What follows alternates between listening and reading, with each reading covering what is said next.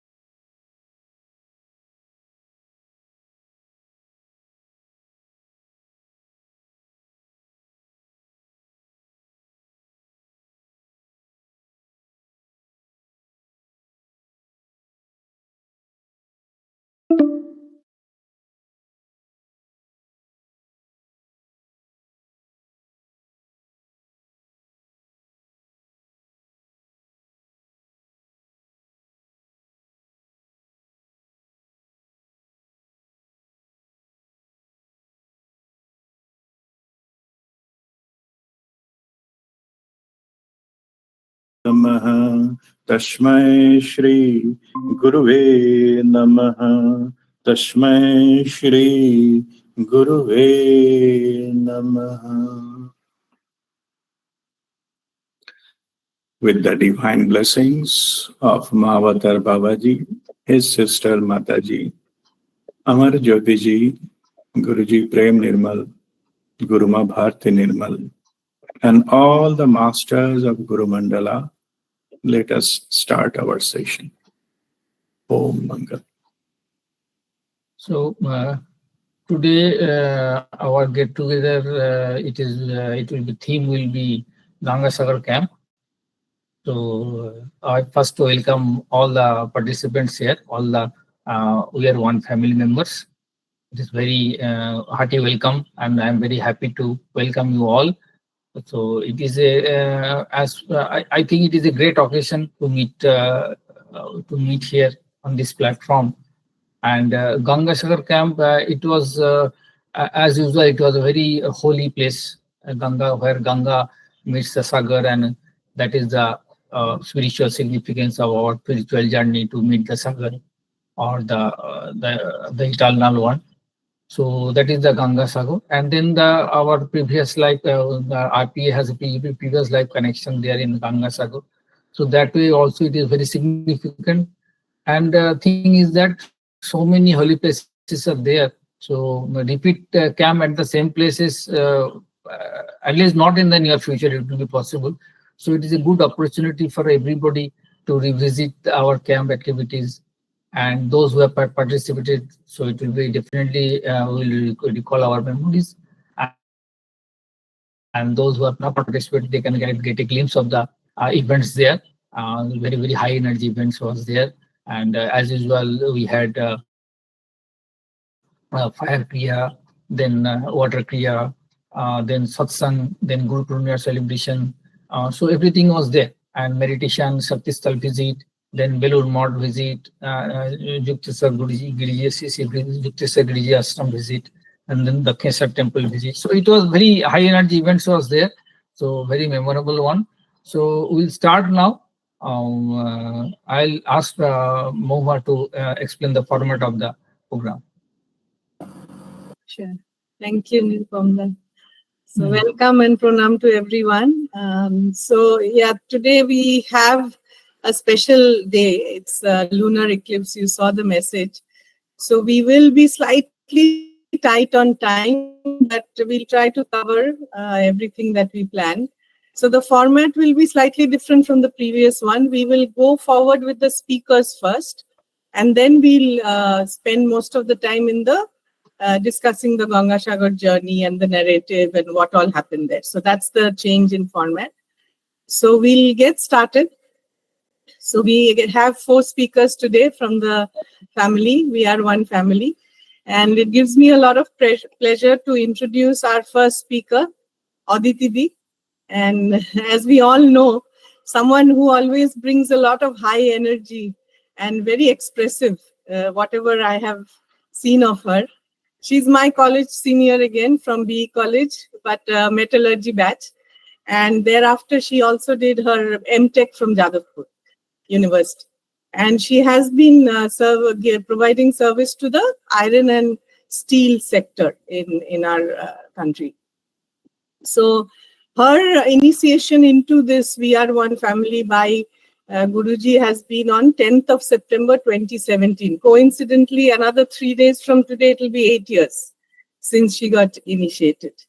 She knew Rajdipda like all of us in college as a very different person. And then when he later met him as RPA. So she loves reading, listening to music. And during the Varanasi camp, she was conferred her spiritual name, which is Ma Ravijananda Tibisha. I don't know if I pronounced that okay. But welcome, Aditi Di. Over to you. I thought you had joined? Yeah. Sure. Good evening and pranam to all my Guru brothers and sisters. And thank you, Mahua, for your kind words. And my heartfelt gratitude to RPA, Nirupam and Mahua for arranging this sort of rendezvous and giving me the opportunity to share my spiritual journey with you all. Thank you. I grew up in a religious Bengali family in Kolkata and spent my childhood schooling at Kolkata. Though I have unwavering belief and trust in God, even in the face of adversity since my childhood, but at that time I was not really aware of the, distinctions of spirituality versus religion. The very fact that there can be spirituality without religion, religion without spirituality, and religion and spirituality together, it depends on what one wants and how one approaches it, not known to me before meeting Rajdip. After the demise of my mother in 2012, huge void was created in me, as I had a very deep attachment and close bonding with her. Especially as I lost my dad at a very tender age, my mother was world to me. Her absence was becoming unbearable to me with the passage of time. This very situation triggered inquisitiveness in me to know what happens after death.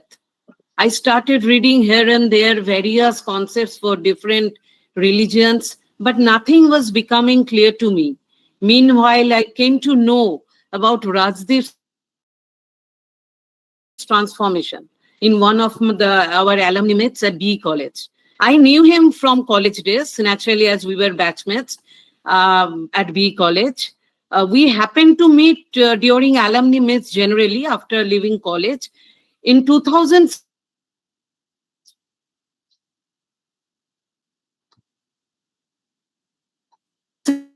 during the contacted him, and I had expressed my interest about his. He came all the way to my residence and initiated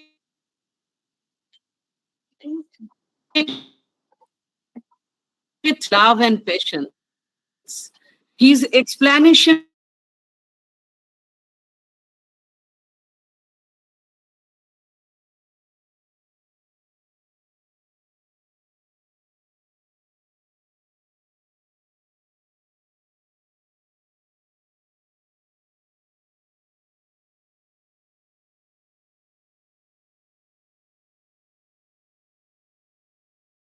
is that he brought the divine healing light for me that day. After that, whenever he visited Kolkata, we used to go to his residence, which I call it as Babaji's temple for satsang.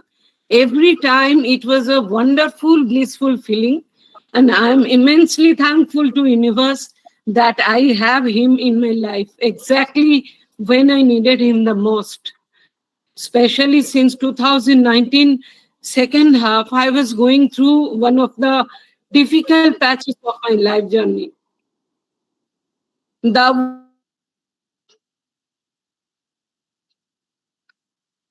way he had jokes, it is just incredible. I used to fall sick very frequently to channel healing for me or any guidance or any help. He readily did in spite of tremendous busy schedule at his professional front. He is a person who has taught me to look at life differently, change my outlook and mindset. That's why still I'm able to wade through the troubled waters. I can feel that I'm growing with spiritual awareness gradually. Earlier, I was not aware of all this. At this point of time, 2020 March, Corona hit the world, and we all know that grave situation of the Corona-affected world. Rajdeep started his first global video session with Mahavatar Babaji's Loving Protection Shield to save us from evil effects of Corona. It was 20th May 2020. It was a Buddha Purnima day. Since then, RPS video sessions going on every Saturday and Sunday. Yesterday, we attended 260th session. He has taught us several techniques to follow in our daily life during our weekly virtual satsang, which are immensely beneficial to each one of us. No longer I feel lonely. In fact, nowadays I love aloneness. Now meditation has become a way of life. I have surrendered my thoughts, words, and actions to the lotus feet of Babaji, our Moksha Guru. The experiences during meditation can not be described in words.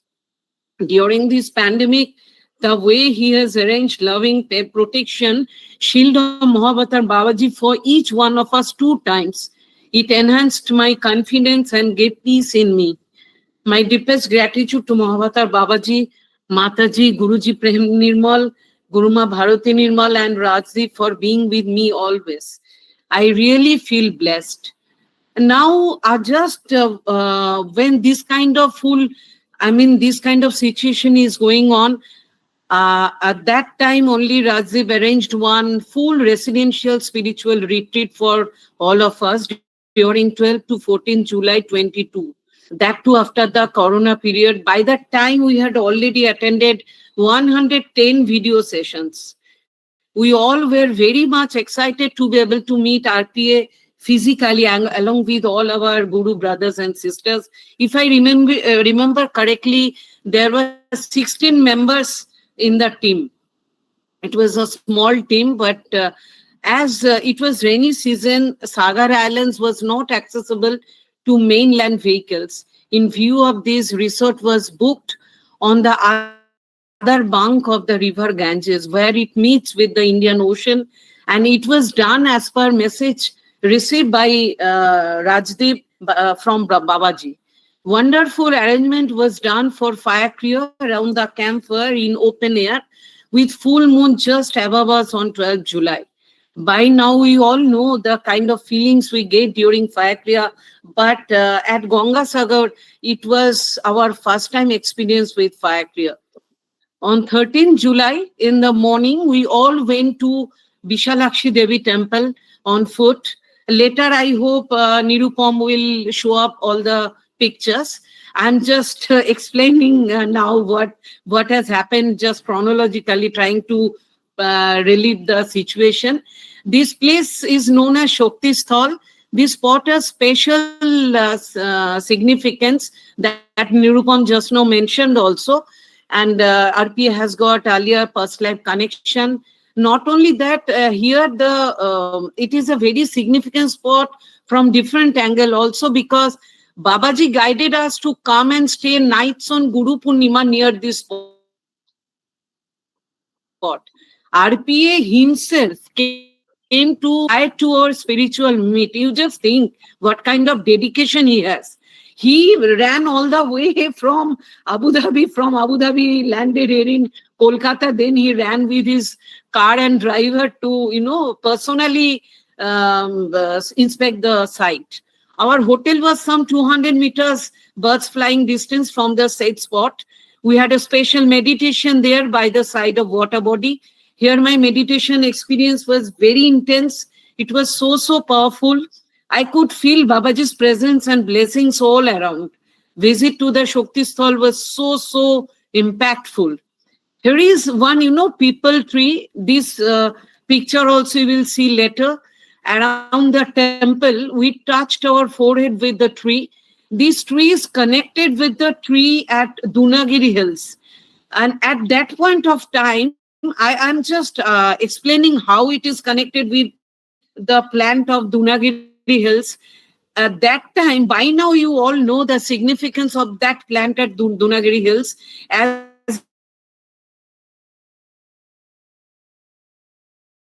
in the last, ever thought of visiting Babaji's cave, as journey to this cave was extremely difficult. Suddenly, with Babaji's blessings, RPA and Shambhu found out the way for all of us to visit the much coveted shrine at Dwarahat. There was a big tree where Babaji used to, give his discourses to people at and there you have seen the pictures. 2 stones below the tree were there where we touched our third eye during our visit, and then meditated sitting below the tree. It was so. This tree has got immense significance. When RPA visited in 2015, that time he had communication with this tree during meditation and got the following understanding. The root to the ground and connected to Antasalila river. Antasalila means the river which is underground and cannot be seen from the surface. That underground river in turn connected to all major rivers in India. Thus, rishis that time all over India used to be connected to Babaji through all these. One more miracle happened this time. At the end of our meditation, we heard suddenly the conch shell blowing. The door of the temple got opened through that early hours, though it was not supposed to. One village woman told us to enter and visit Ma Bishala.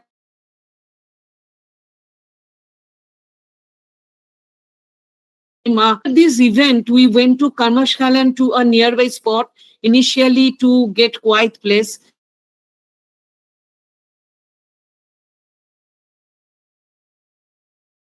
But sea beach later to have our seawater kriya.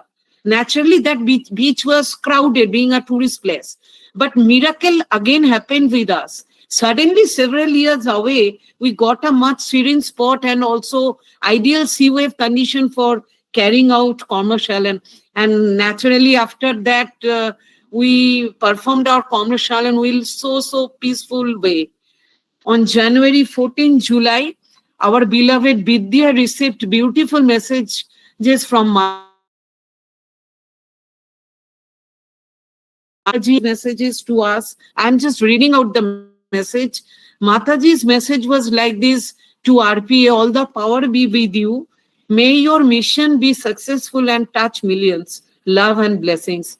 And a very sweet message from Babaji to RPA was like this: let the inner flame increase multifold and image and merge into love and light. Om Tat Sat. These are the blessings for you. With these wonderful messages, we left Sri Yukteswar Giriji at Srirampur. As you all are aware that Sri Yukteswar Giriji was a guru of Yogananda Paramahansa, and we meditated and had to. We also visited Belur Math and Dakshineshwar Kali temple that day. So, and during this physical spiritual meet, during the entire trip, we were showered with so much of love and care. I am immensely grateful to Mataji, Babaji, RPA and all masters of Guru Mandala for giving me such a great experience and feeling of oneness.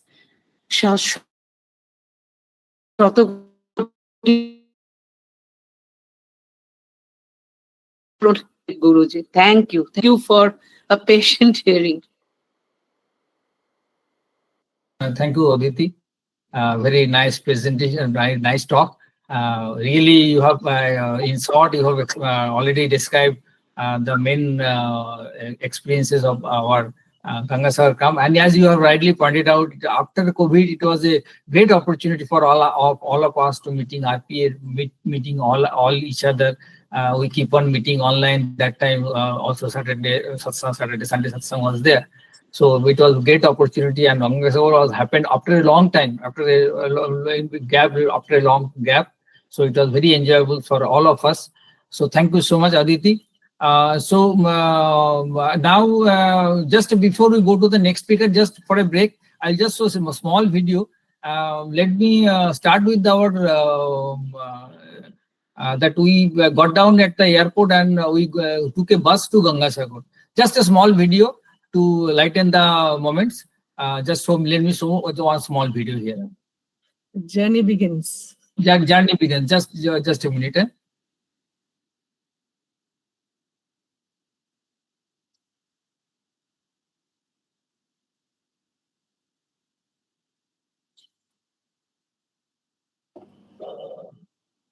Thank you, Aditi.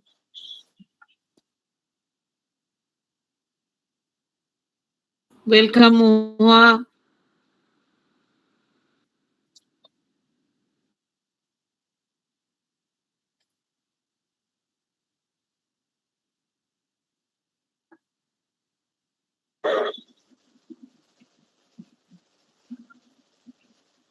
So this is our journey.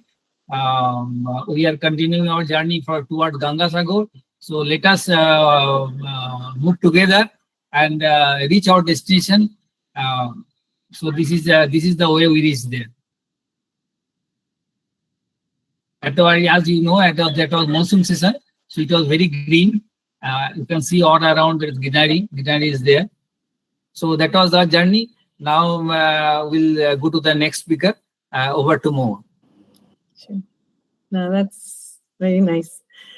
And those who don't know the Bengal roads and villages, those who haven't visited, got a glimpse of it. So next speaker is our very favorite Shambhuda, who has always, made all the camps absolutely seamless. Along with RPA, planning, execution has always been a great experience for everyone. And he's always behind the scenes. You don't know where he is, but he's continuing to do something for the camp. So Shambhuda comes from Srirampur, which is Yukteswar Giri's place also. I mean, his ashram is there. However, for the last 15 years, he's been in Delhi. So I'm sure he'll share about that. But overall, he's another alumni from BE College, Dada. And he joined Hind Motors after his electrical engineering graduation. Thereafter, he's been in Nagpur, Pune, and then Delhi. And now he has his own engineering services firm. But that is one part. But his other side is very much into healing and also mentoring a lot of young people in their career journey, as they're grooming them and healing them and all of that. So with that, his spiritual name is Rishi Shochidananda Samarpan, and I think he lives it, Shochidananda. So please, over to Shambhuda. We are eager to hear you. Thank you, Mahua. Good evening to all. जब मौका मिला है तो I think I will share some triggering events of my spiritual journey. One of such event you can say gratitude journal. First time जब gratitude invites grace. In classes we are taught, and when practical position starts, I could not write. I purchased the notebook from the market and started thought I would start writing the same. But कुछ तो हुई नहीं, कुछ मिली नहीं. What to write? nothing happened. But when you are in the spiritual path, बिना gratitude का कुछ होती नहीं है. So some triggering event has to happen. Although it's a small event, I'll just tell it now. Myself, Hanif is also a member of this group. Hanif and my driver were traveling together in this scorching heat in one of the summer in Delhi. It's around 1 p.m. After a meeting, we were just going through. I was at the front seat and Hanif was at the back seat. तो हम लोग बात कर रहा था तो एक 90 degree sharp bending is there. All of a sudden, my driver increased his speed, and from right hand side, one bus was coming at a very high speed. So almost head-on collision is going to happen. So I shouted, driver applied the brake, and somehow that bus went out, just feather touch wide. And my eyes fall on the left-hand side. One vehicle was parked, and the vehicle number was 1234. I just closed down my eyes and say thank you. Became silent, came back home, took that register, started writing down. I am safe, Hanif is safe, my driver is safe, my vehicle is safe, reached home safely, wake up on time, could be able to do my meditation and go on writing the thing. And while writing down, tears coming down from my eyes. So definitely all the tiny events which you are not able to understand now, this is the realization process. And from that day, I started writing, noting down all the small events even. And it continued for 6 months. Still, it's built in my system. So this is one of the triggering event. Even I was doing all the spiritual practice. Radhi was taking that much of pain. But बिना gratitude का event, you cannot go ahead. So थप्पड़ तो खाना ही पड़ेगा. तो थप्पड़ मिल गया, triggering event हो गया, and then I started writing, and it makes all the difference in the next path. This is one. Then second one, I should say again, positive affirmation on a regular basis. Again, one triggering event. Prior to that, I tell something about what I am going to say. I am a peaceful soul. I am a blissful soul. I am a powerful soul. I am a divine soul. I am full of positive energy. मैं आपका सेवक हूँ. मैं आपका सेवा में हाजिर हूँ.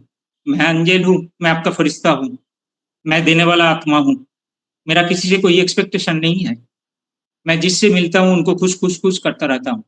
All people in this world are wonderful. I accept people as they are. I trust people whom I met. मेरा आज सब काम स्मूथ. मेरा आज सब meeting smooth. I am happy. I am always happy. I am energetic. I am always energetic. I am fresh. I am always fresh. मैं इतना strong हूँ, जो सोचता हूँ कर लेता हूँ. Divine blessings, divine grace, divine power is with me. Ring of divine blessings, divine grace, divine power is around me. No thought from outside can cross it. Like that, इसका बाद भी रामायण और है. But one triggering event happened. How it started? So for my professional things, I used to visit a small, medium scale of organization for some activities. On one particular day, one customer visit was scheduled. So some important event to happen. मेरा थोड़ा सा late हो गया था. Normally I used to go on time before time every time. So half an hour पहले जब गया है तब माने then I was just seeing something is not organized. So I called those people. So people are different. So gangman came. He told no, वो नहीं हो पाएगा. माने we are not going to do it. So argument, counter argument, it going on. Ultimately हमने भी कुछ बोल दिया. And that fellow with 1 or 2%, they went out from the factory. In between, owner came along with the customer. What happened? So incident is in front of him. He also got upset. After that customer visit, so naturally performance was not up to the mark. Everyone become upset. It is impacting the business. I got sad, guilty feeling. Ho raha hai, kya karu? I'm in this spiritual path. Why I am doing this thing? हमने क्यों बोल दिया उनको? माने I could have saved this thing. माने ऐसा होने लगा. तो spirituality माने follow कर रहा है. But even I am not able to handle this kind of situation in the real field, and that's what it happens. तो ठीक है, अफर्मेशन चालू करते हैं. तो अफर्मेशन कैसे करूं? तो ठीक मॉर्निंग में गुड मॉर्निंग मैसेज आता है, राजदीप का क्लास रहता है, सम यूट्यूब चैनल से कुछ आता है, something I used to see, visit. So I go on writing this thing, and then this started. So 1, 2, 3 months happened, like মাতৃদেবো ভব, পিতৃদেবো ভব, মাচারিয়া দেবো ভব, সদ্গুরু দেবো ভব, গ্রাহক দেবো ভব, অতিথি দেবো ভব. Money is divine energy.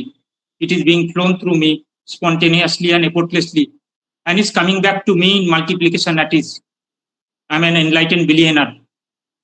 Rajdeep बोलता रहता है, हम भी बोलते रहते हैं, I'm an enlightened billionaire. I'm having very loving relationship with everyone in this world. My home is heaven. Thank you, universe, for providing me the capability which you have given to me. Thank you, universe, for providing me the quality which you have given to me.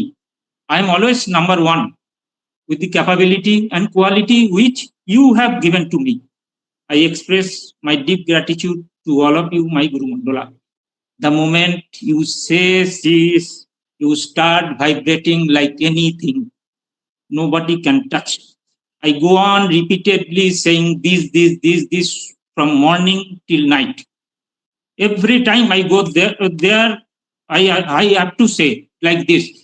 So once you are in the realistic field or materialistic world, what happened? Immediately it triggers. आपका subconscious mind पे पड़ा हुआ है, तो वो बोल रहा है कि you are accepting people as they are. You cannot behave like that.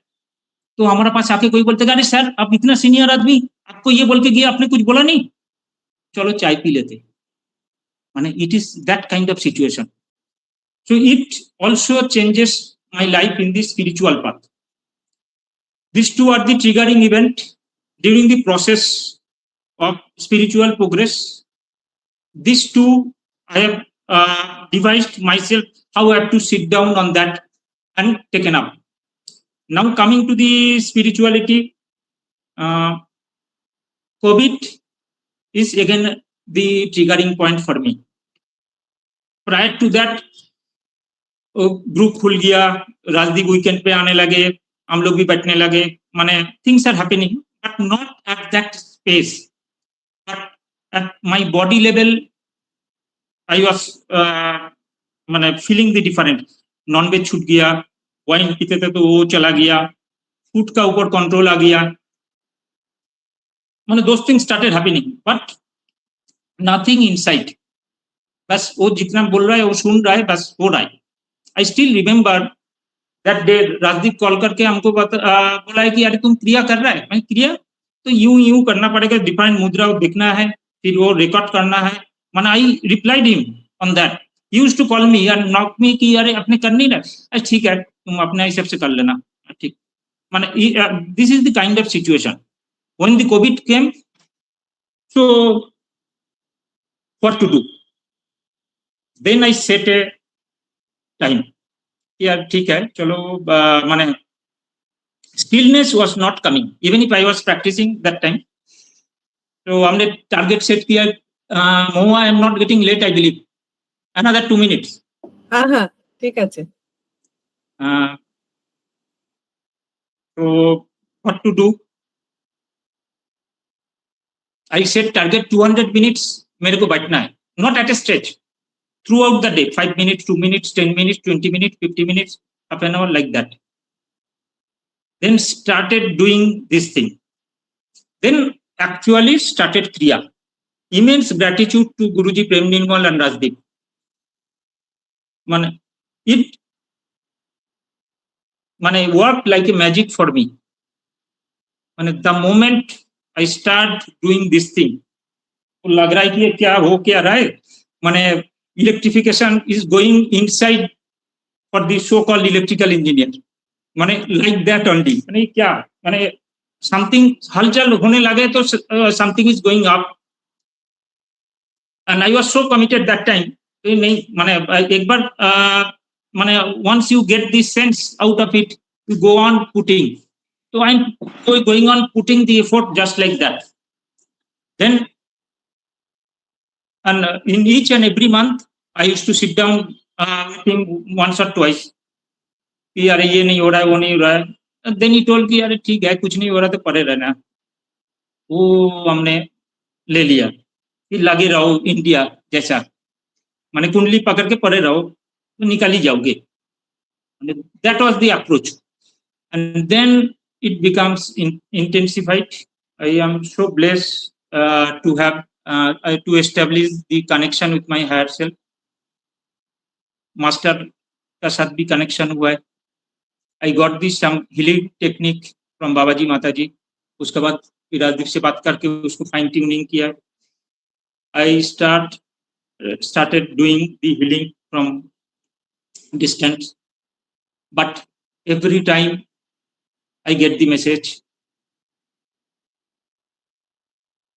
if you take the pride, power of this will not work. So I do maintain very, very, very, very low profile. And I will maintain it. And during the process again, Babaji used to tell me, you are not for you, you are for others. So something has to start.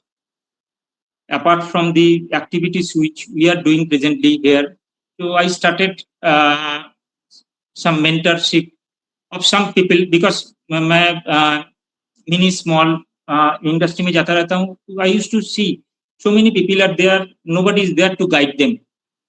Not in spirituality. Spirituality is different. They are also not in spirituality. मेरा target है कि हर quarter में किसी ना किसी को हम पकड़ लेते. For last 8 to 10 months, I have started doing this thing, and it is giving immense result. Benefit is all of them started doing meditation at least for 2-5 minutes. जब टाइम आएगा तो फिर ग्रुप में लेके आ जाएंगे. क्रिया meditation initiation those things can happen. So that is all. I think. Thank you. Thank you so much. Thank you. Thank you, Sambhu. It was really very inspiring, very high power talk, very high energy talk. You really inspired all of us. And as usual, whenever you interact with Sambhu, you will get that energy, even physically also. He is our Pran Purush. He is the real high energy person who organized all the logistics of your camp. So हम उनको जिंदा भी धन्यवाद दिया जाए वो भी कम है, तो हम उसमें नहीं जा रहा है. So anyway, but it was very nice talk. It is really inspiring. तो अभी हम लोग को टाइम थोड़ा कम है. Actually हम लोग को 8:30 बजे हम लोग को ब्रेक लेना है. So we'll ask Mahua to about the next speaker. Yeah, we'll go ahead with Ganesh. So Ganesh, you're there? Yeah, hi. Yes. Okay. Hi. So Ganesh is based out of Mumbai. I'll keep his intro small. He's into a very interesting industry of managing venture investment for a healthcare company. And his interaction started off with Guruji during the COVID period. And then he has been in many camps. He loves to read about technology and economy, which is today's need of the hour. So over to Ganesh. Please share your spiritual journey. Thank you. Thank you for the kind introduction. Good evening, all. I would like to share a few of my experiences regarding my association with the group and Guruji, starting from the Guru Purnima camp. This was in 2022. I have been fortunate to know and have been guided by Guruji now, I think about 5 to 6 years now.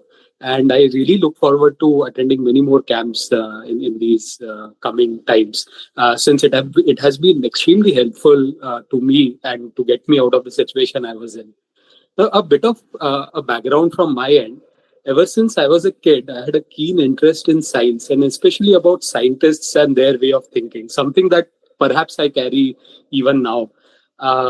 Perhaps looking back, I used to believe that this method of inquiry is something that will lead me to a more truer, fundamental, basic, unchanging, and permanent. These are all synonyms that you find in rather our Vedanta and Indic philosophy. But this inquiry base was something that came quite instinctively to me ever since I was a kid. Not that I have contributed much or anything rather to the field, but it was just out of a personal interest and a light satisfaction of myself. However, I was also blessed to be born in a religious family, so to say. I was had an exposure to many religious instances, many masters, their life. Also, kind of the Indian philosophy around, us, which I was never compelled to do, but, it created a healthy inquisitiveness in me to, explore this as well. So as they say, right, if Babaji always gives something that you don't have from your environment so that you are on the right path. So that was there. However, after my education, that's almost a decade ago, I was thrown into, so to say, an open world, materialistic world, if I may, where I have to now think of fending myself or being, kind of earning the living, so to say, and dealing with a lot of people. I had a very introverted education, and I was almost like that in that time. And this change was almost like a train wreck to me. So in fact, I was never well adjusted, or I was never adapted to the environment around dealing with my professional life or materialistic life and my own emotional or spiritual self, right? So in fact, in 2 to 3 years of my professional life, I was anything but well settled or adapted, or I had no clue what was to be done or what was in store for me. It was no wonder in the first 6-7 years of my life, I changed, I think, about 5-6 cities, and was never, settled in a place, or never had a feeling of belonging to a particular city or a home, right?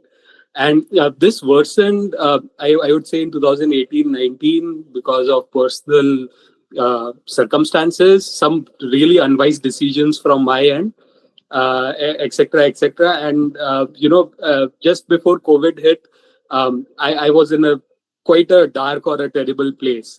In fact, it's very interesting and amusing to me right now to hear all the experiences that everyone was feeling the same things during that COVID and COVID earlier times. And I was in amidst all of this, uncertainties in the storm also. I was blessed, and I would thank all the God and all the masters, Babaji, and everyone for this. That I was, just before the COVID hit, something happened that led me to go to my native home and be with my family. And I also had a job that allowed a generous work from home policies. So that was kind of a blessing, around that. Even or I don't know, I still wonder what would have happened to me if that was not the case and I had been stuck for 6 months alone at a very different setting, right? So I think this was also a lot to do with the vibrations around, though the situation just worsened internally for me, where I still had no clue in terms of my not only professional but my personal emotional life as well.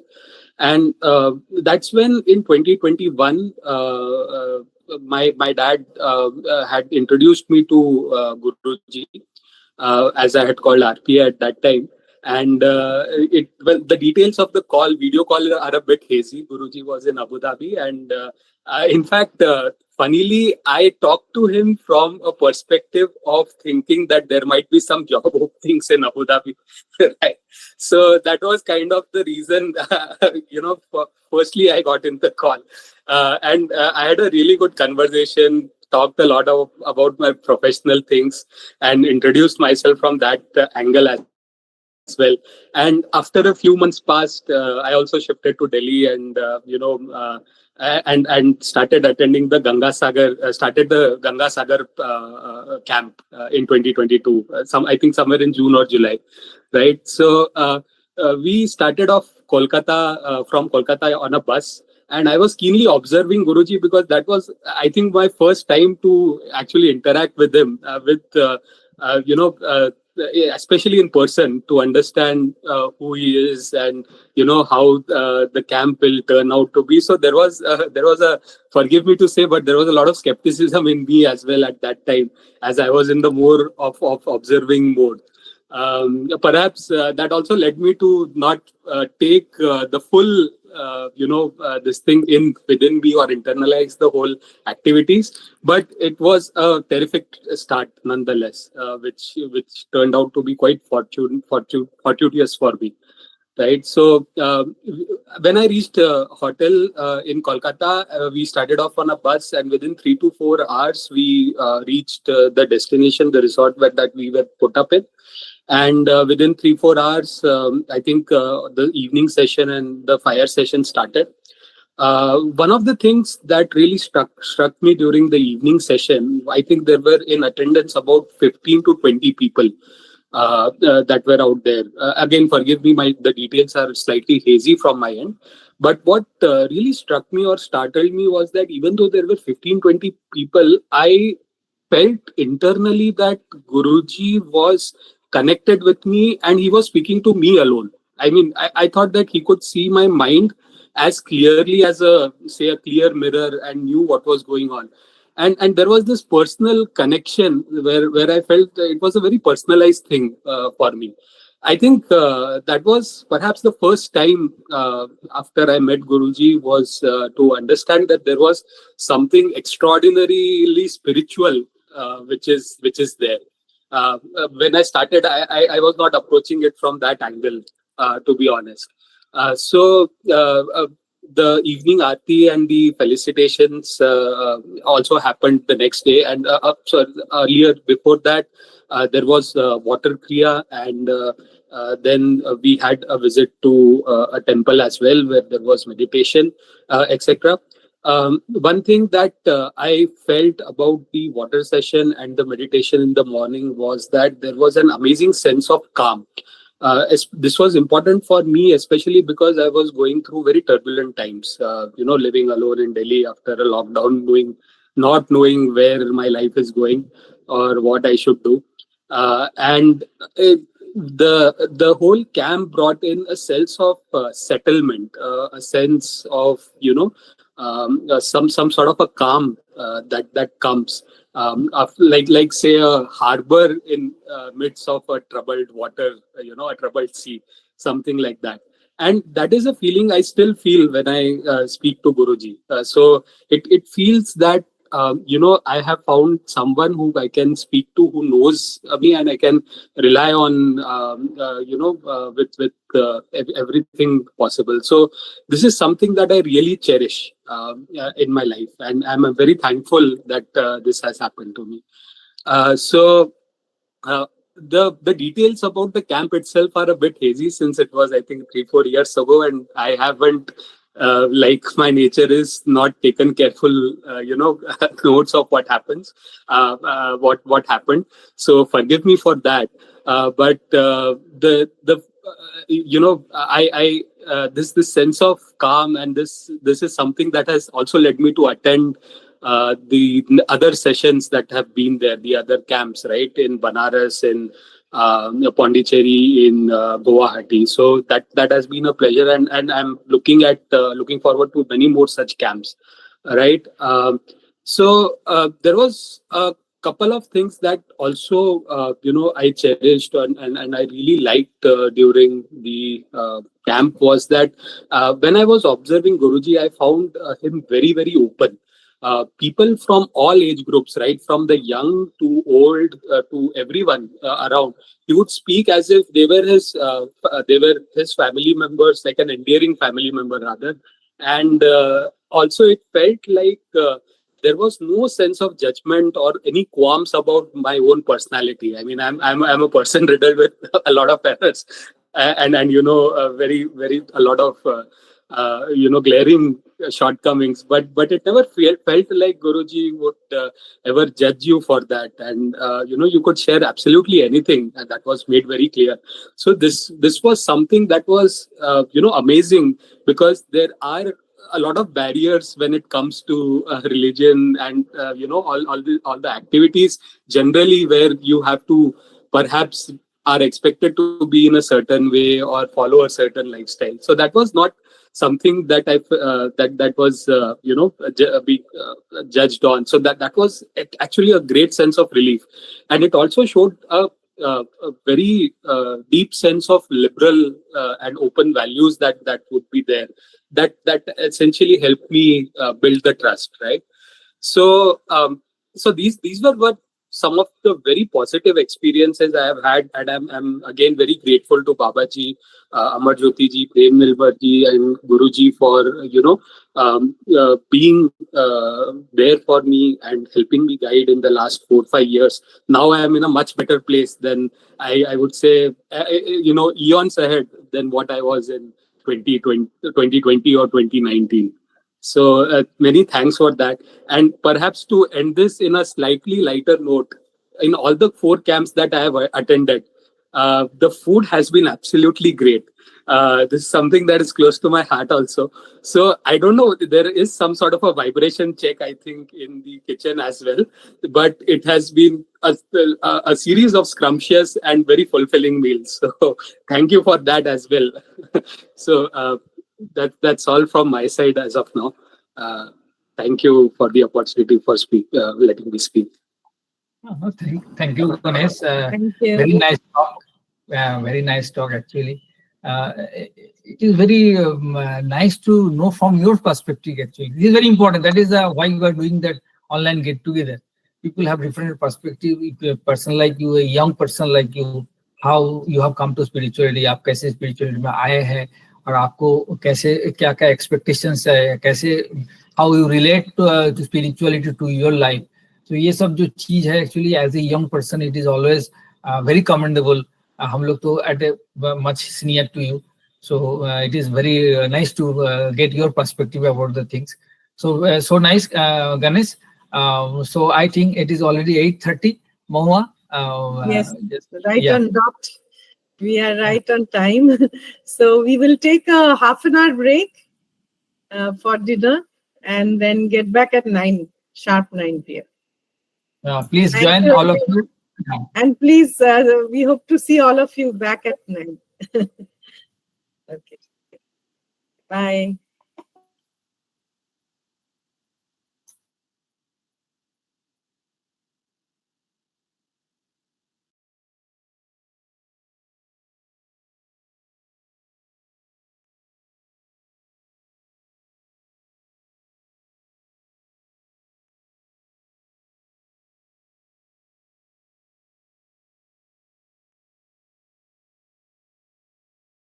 Yes, sure. That will be good. Yeah.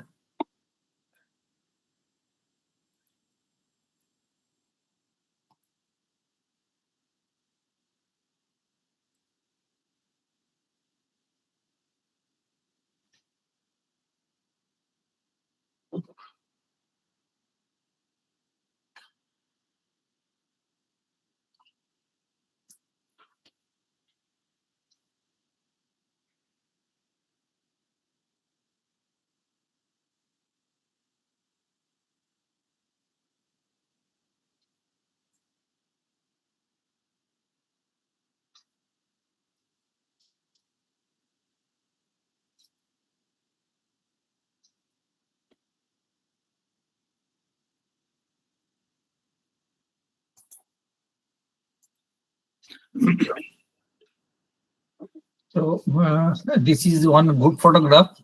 On the way to Gangasagar, we had in between had lunch on the way. So there we got down, and at that time this photograph was taken. So you can see left hand side I'm there. Then my both sons, Neil and Akash. Then Aditi is there. Maniji is there. Then Ramadi is there, Rama Vishwas, Nirupam is there, RP is there, Hariyam, Vikasji, Abhijit, then Shambhu, Indrolil, and Ganesh. So it was not a big troop, and some more people joined afterwards, like Aditi, not Aditi, Supriya and Chainika joined afterwards, I think, and some other people maybe. So that was the group.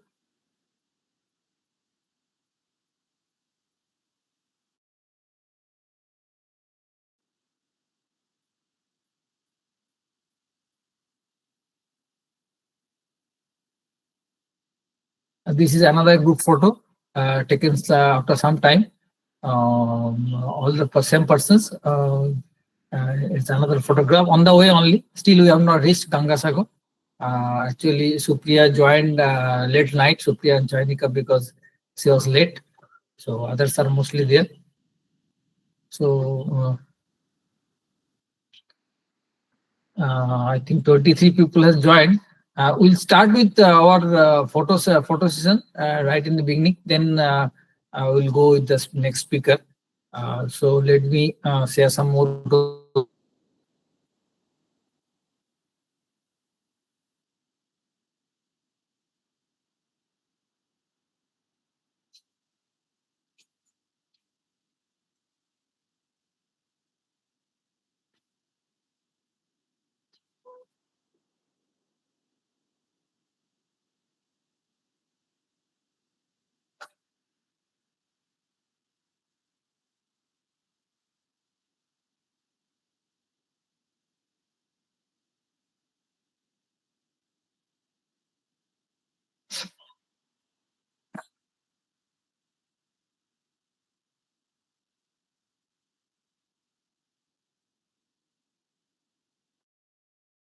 So after we reached there around 3 o'clock, 4 o'clock.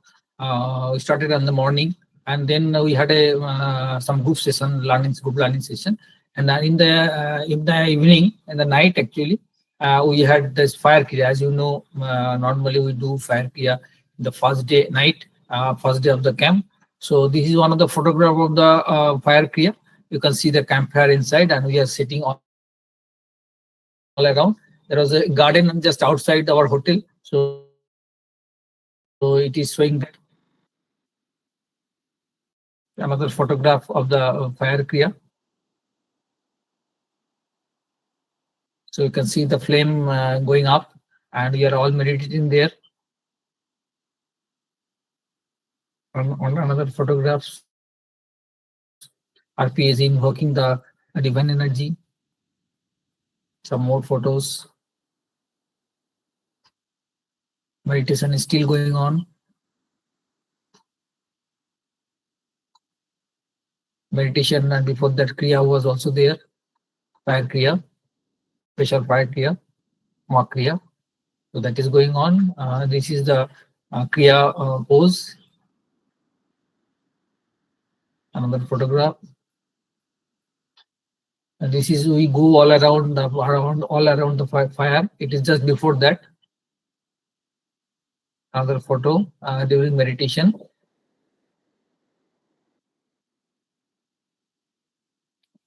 Same photographs.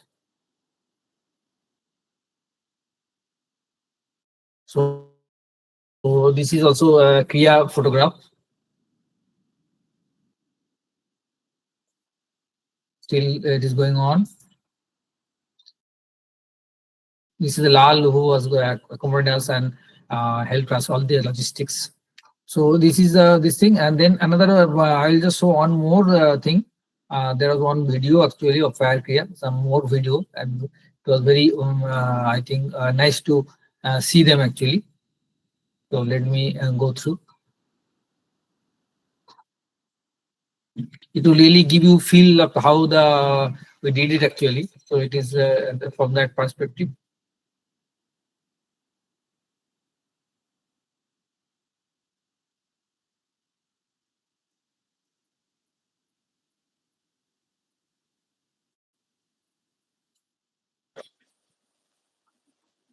So this is the fire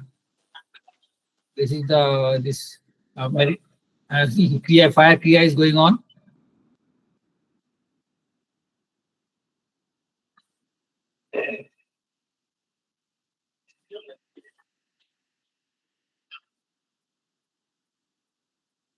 So there is some more video actually. Let me go through it.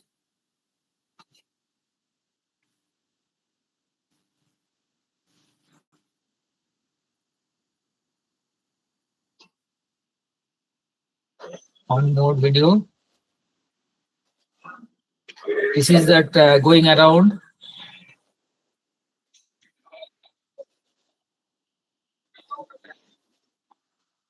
So I hope you will get a glimpse of it. What we did actually there. These are all high energy event, and that place was very close to Shakti Sthal. So right in the beginning, there was very high energy.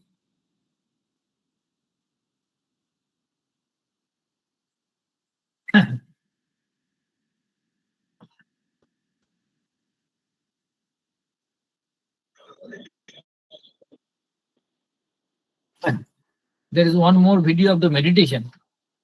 Yeah.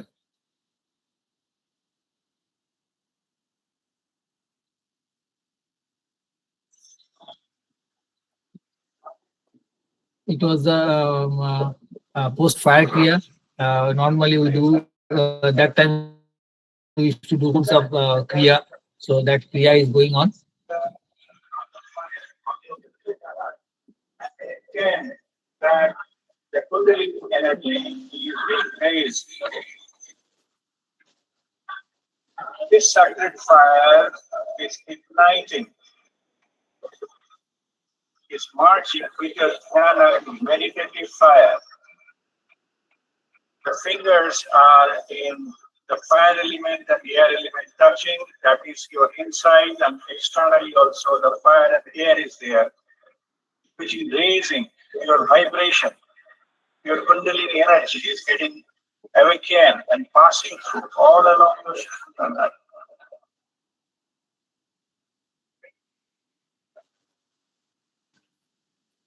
So one more cute video is there. I'll just show that one also. There was one duck actually, and it was being chased. It chased our Sambhu. So I'll just show that video also.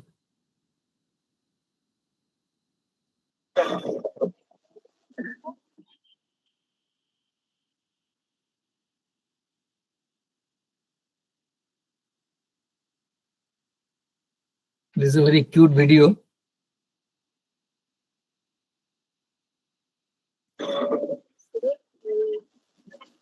You can see that the duck, the big one, Rajhas हम लोग बोलते हैं इसको.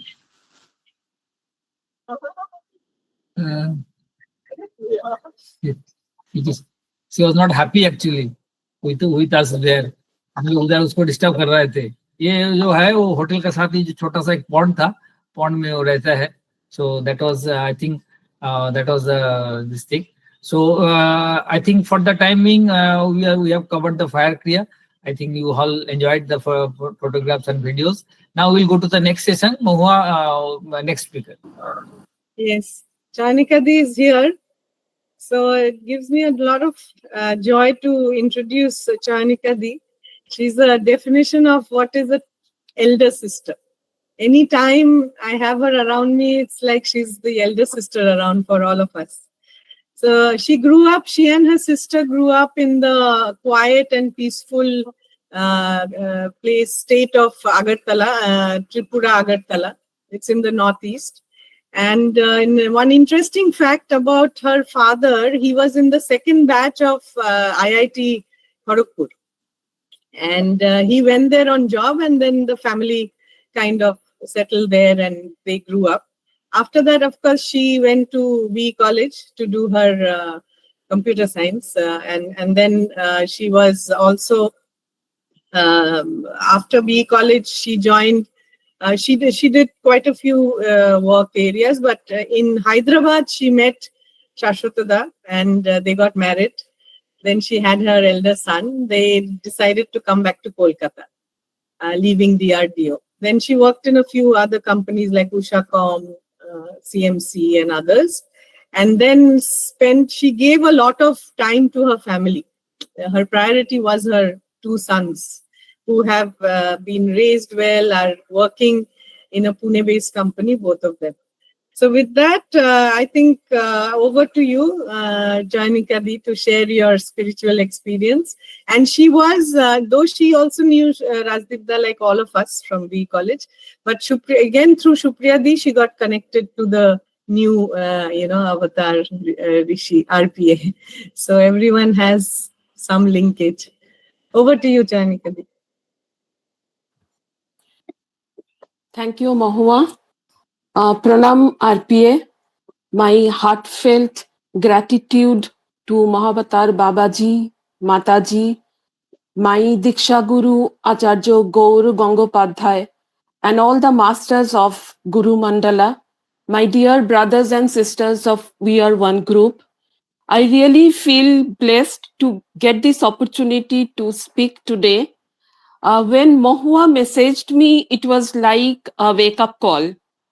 When I was trying to retrospect, I realized so far everything was effortless. I really didn't put much effort in this spiritual journey. Whatever happened has happened just on its own by chance. Many of you, other than my batchmates here, might not even be knowing me, as I'm like that naughty schoolboy who will miss the class only to be, located in the playground and then guided back on track by a caring guru. So I am also blessed to be always guided and guided by my guru. I really feel protected. I feel the safety net which is being provided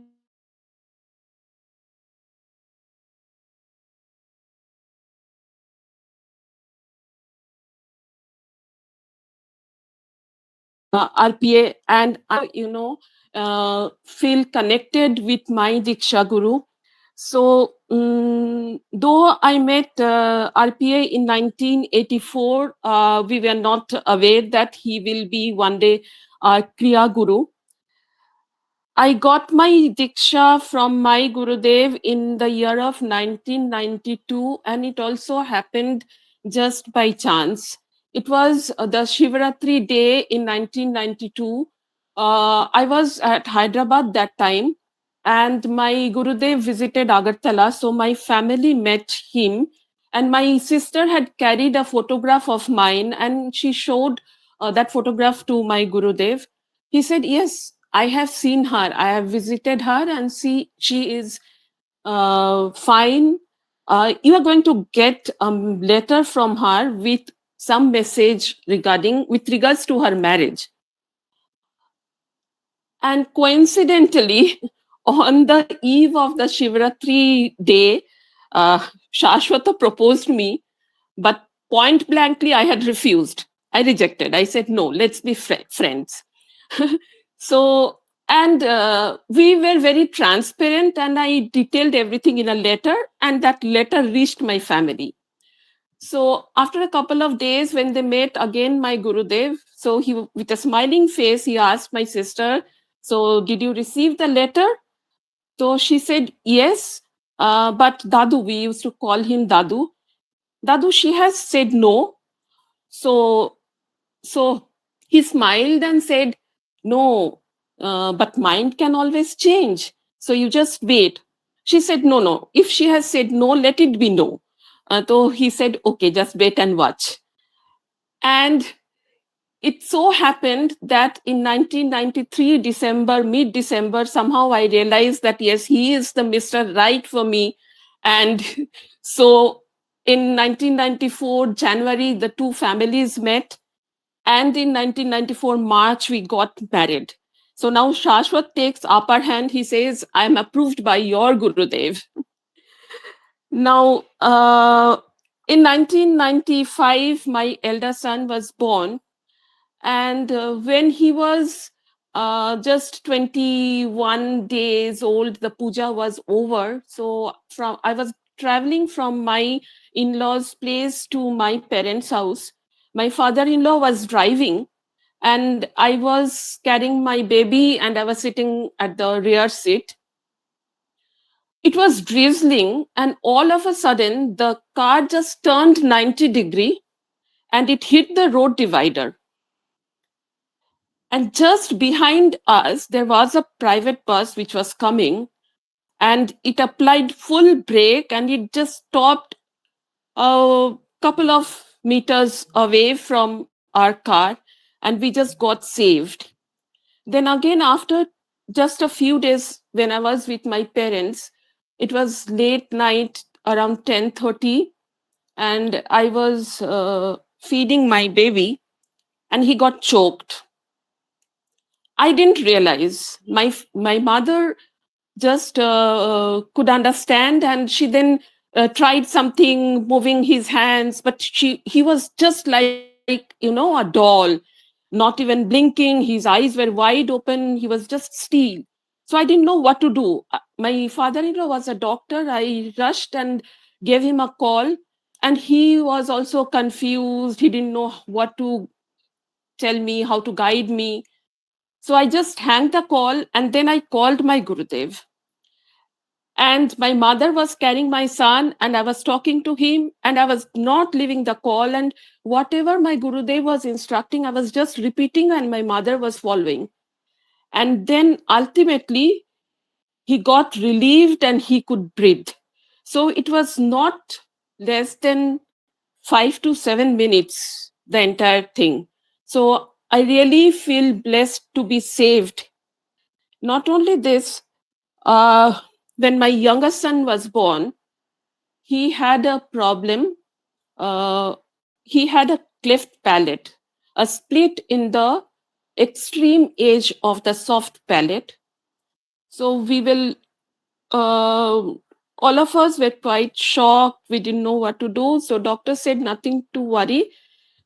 There has to be a surgery which needs to be done, and it can be done only at the age of 9+ months. So till that time, we had to be very careful while feeding him with a small spoon, keep him in an erect position and feed him slowly. So before the surgery, the surgeon told me that we'll do the surgery, but we might have to go for a second surgery based on the condition. We'll see what best could be done. So I reached out to my Gurudev, and he said, nothing doing, you don't worry at all. Let the surgery be done. No further surgery, nothing will be needed. So the surgery was done on that small baby of 9 months, 42 stitches in 3 different layers in the soft palate. But it got cured. No second surgery was needed. The doctor said maybe some speech therapy will be needed, but fortunately nothing was needed. And today he's like any other young adult, you cannot even make out.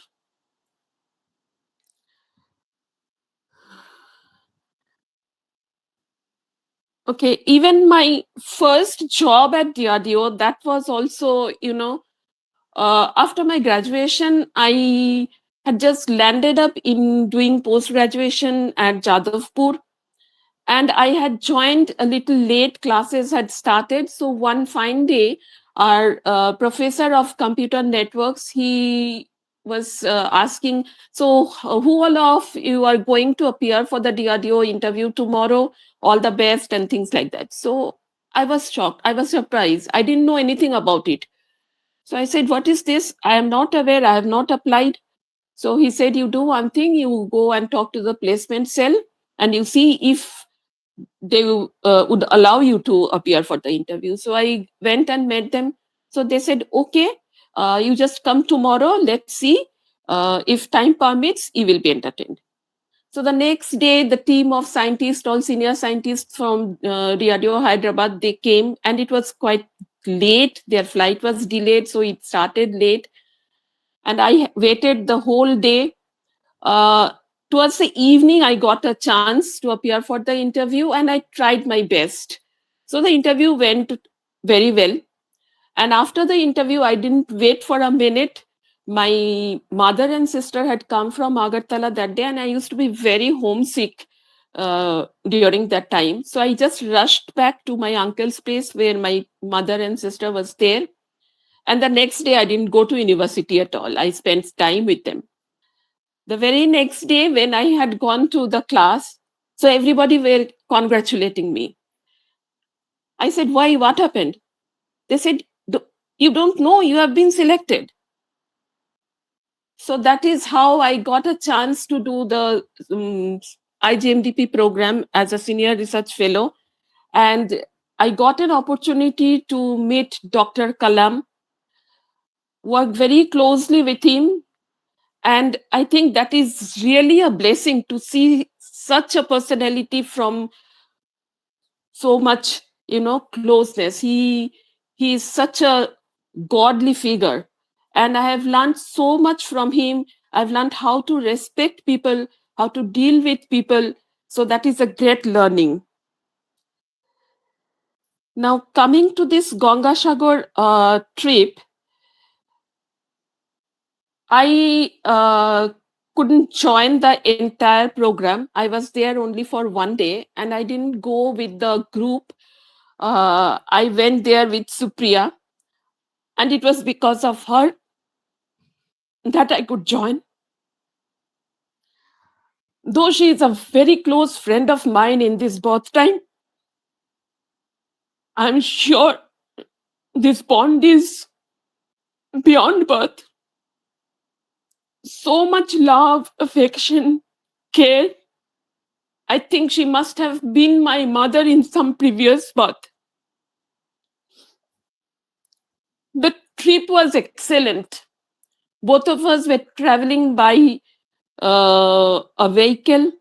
It was a full moonlit night, and we started quite late. I think after 8:30, she reached my place, and then she picked me up, and we were traveling. And it was quite a long distance from Salt Lake to Gangasagar. But I never felt the distance. I never felt that I was traveling on roads. It was as if I was carried by air. It was as if I was traveling by, a Pushpak Rath. It was such a heavenly feeling. And after reaching there, it was quite late, midnight. We were welcomed by RPA and Shambhu. That holy hug from RPA was so energetic, so much transmission of energy. And my heart was really overflowing with happiness. All of us have different challenges in life. I too have lots and lots of challenges. But believe me, I feel so happy internally, so much peace. And I'm sure without the blessings of the Guru Mandala, without the healing energy from RPA, without the protection shield that we are getting, it is not possible. So the next day morning, we visited that Shakti Sthal, and beside the water body, beside that small pond, we did meditation. It was such a high energy environment. And as we completed our meditation on a sunny morning, it started to drizzle. RPA explained that as Pushpa Brishti. So travel by Pushpak Rath and then Pushpa Brishti. I was on cloud 9. It was completely, I cannot express in words. Then we headed for Karmakshkalan, and RPA said, you decide 3 things that you would like to delete from your life. There are n number of things. I didn't know how to prioritize and how to define, combine as much as I can in those 3 points. So somehow it happened, and I didn't know whether I was able to do justice. But then when Rajdeep hugged, I got that internal peace, and I thought, yes, it is done. And when we were doing that meditation on the sea beach, the water got logged and it was flowing so calmly like a river. We didn't feel like coming out of that water. It was such a nice feeling. After that Karmakshkalan, we went back to the hotel. We had our lunch. As Ganesh was mentioning, yes, all meals were excellent. All menu were excellently decided by RPA, and it was cooked nicely. So we all had a lovely lunch, and then we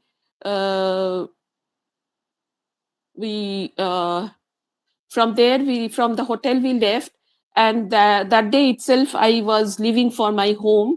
I didn't stay for the next day. So while coming back on the bus, Rajdeep was having the 1-on-1 session. So when my turn came, I was asking him about my problem, a relationship issue that I was facing and I'm facing.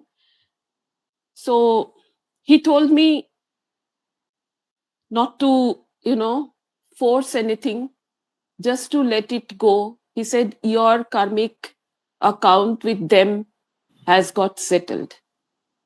Frankly speaking, I was very sad. I got disheartened because it is such a relationship we would not like to end. But over the days, over the months, over the years, I have realized, yes, now I feel so much detached from that relationship. It really doesn't bother me much. The problems still exist, but those issues are like, poddo patay jol, that is water droplets on the lotus leaf, which does not weight the lotus leaf. They are still there. So I'm able to live with it. And for any new challenges, for any new problem, we know what to do. Dial a friend, dial our guru, message our guru, and ask for healing, get his blessings. So life moves on, and that is how I'm also carrying forward.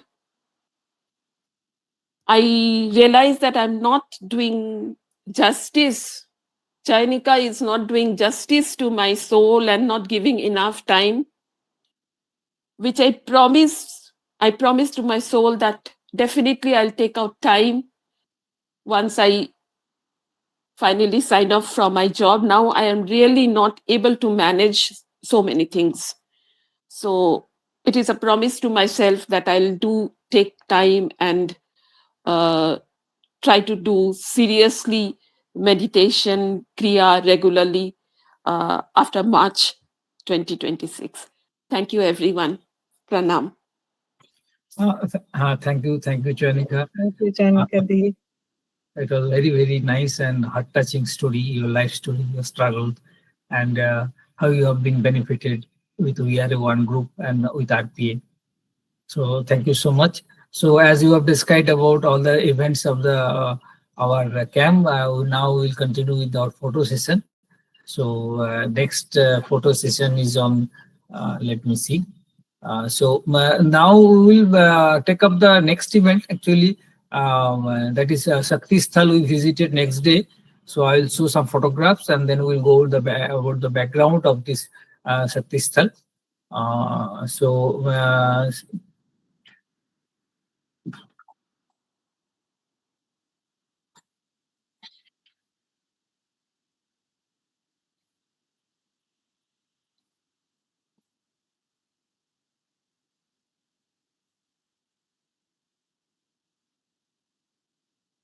See, you can see in that photographs, there is one tree is there. This tree is this very special tree, which was actually had a connection with the earlier previous life of RPA. He will explain the details. You can see our group photo there, and there is in the background you can see one temple, and Visalakshi temple is there, where Visalakshi Devi Murti was there. So that was the temple, and there this is the Shakti Sthal we are talking about. So before we go ahead, just let me see some more photographs, then we'll see the details. This is another photograph of the same place. You can see the background that there is a ground there. This is the tree. This is the special tree. That is the Antasarira connection is there with the Babaji's tree there in the Dhurangiri temple. So we'll come to that point.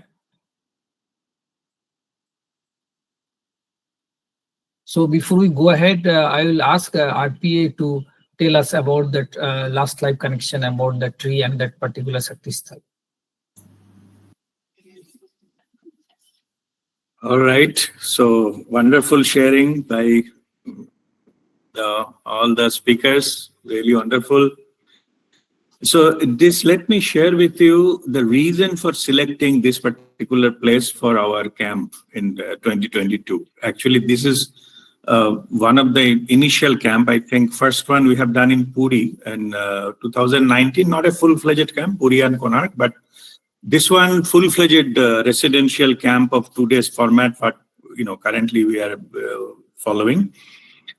So now what happened is this.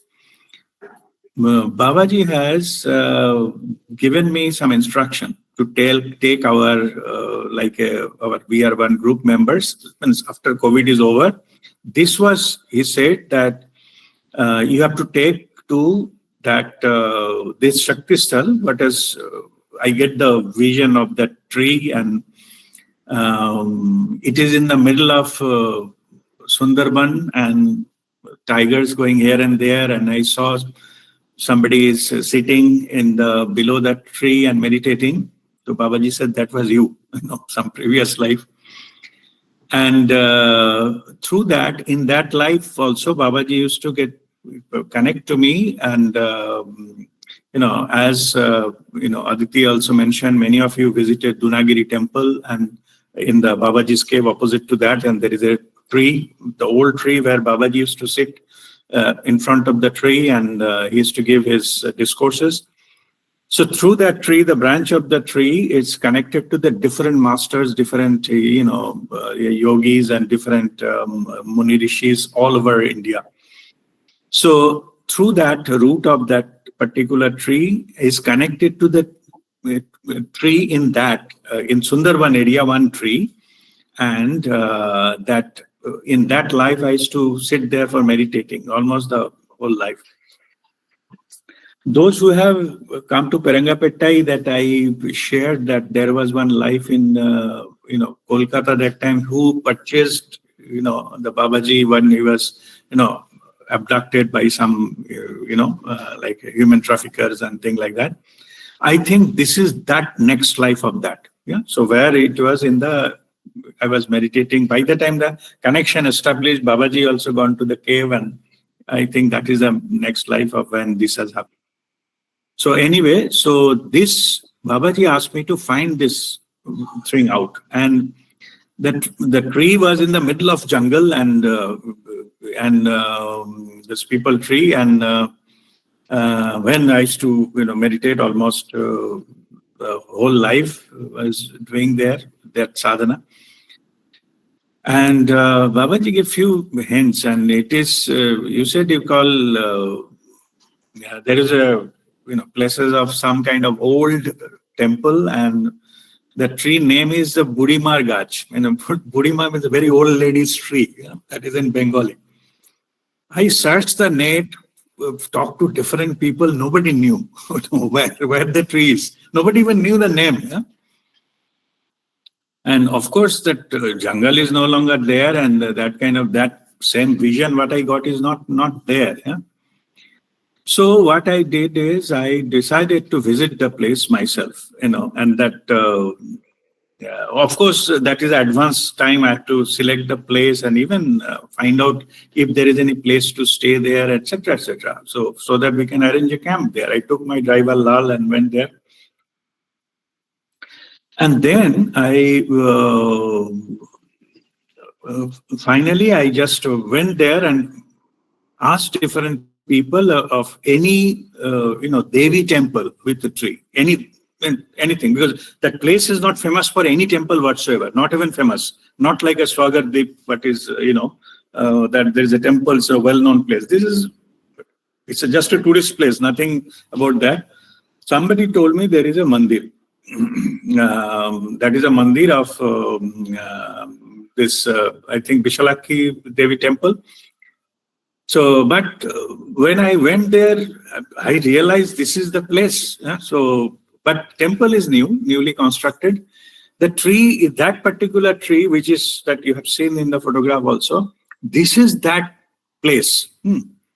But the thing is that it was so many lifetimes before, no? The tree is not the same tree. It's not the old tree, but from the same tree, there is maybe some, somebody planted in the same place, some cutout of the tree or something of that nature happened.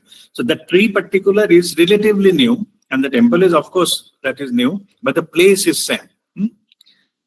And we happened to locate we searched around, where the good place to stay with our group will be there. So it is not that one or two room is good enough for us, or we want to avoid the too much tourist area as well.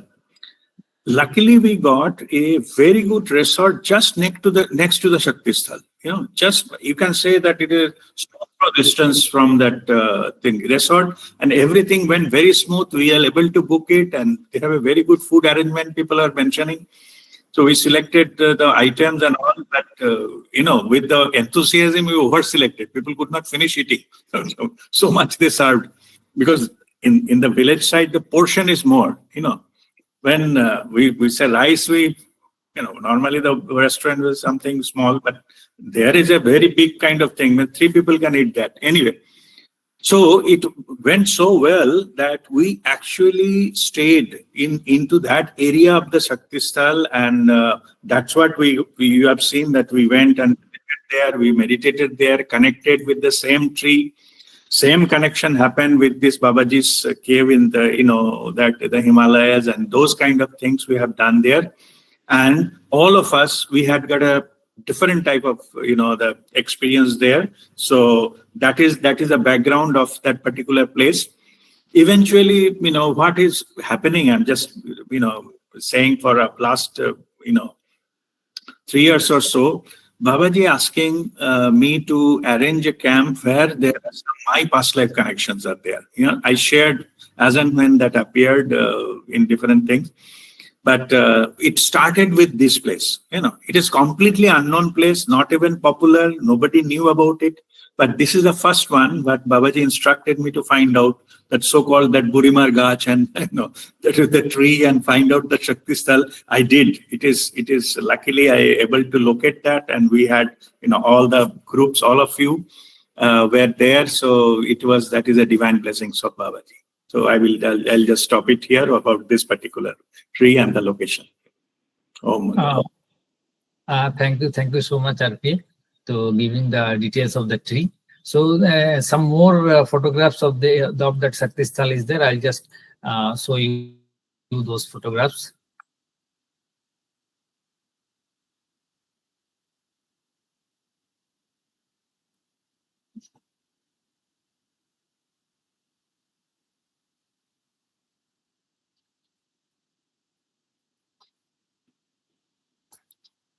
See, there is a just as adjacent to the tree and the temple, there is a small pond was there to see, and the place was very, very, very beautiful, very peaceful, and high energy. And we sat there and meditated. And RP was explaining whatever he explained, that some of these things, and how how actually in the meditate we did meditate there and get connected to the ground, like the tree, and we get connected to the ground, and the same meditation we do, what do we do, so that we can get connected to the sky and the ground, that sort of thing. So some more photographs are there. I'll just show them.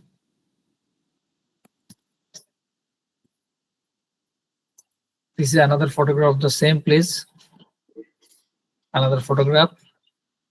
And there is one video actually. I hope you can listen to this as words. This is the temple.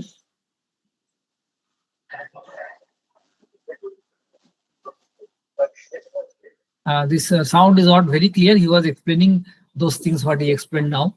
That was this thing. Now there are some more photographs of that area. Let me show you the temple. There is one temple is there, and we have good photo there. I'll just show you that photo.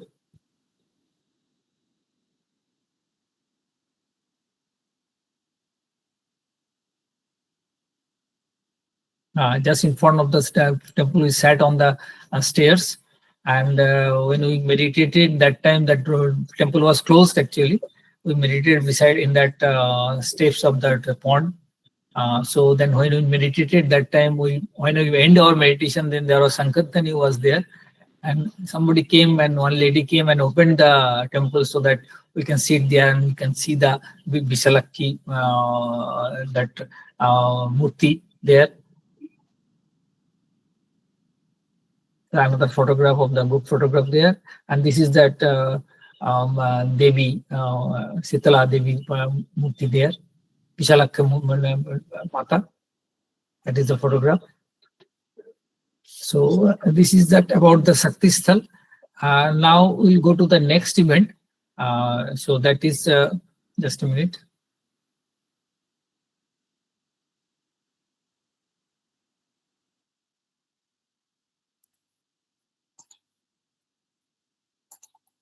We went to the sea where Ganga meet the Sagar.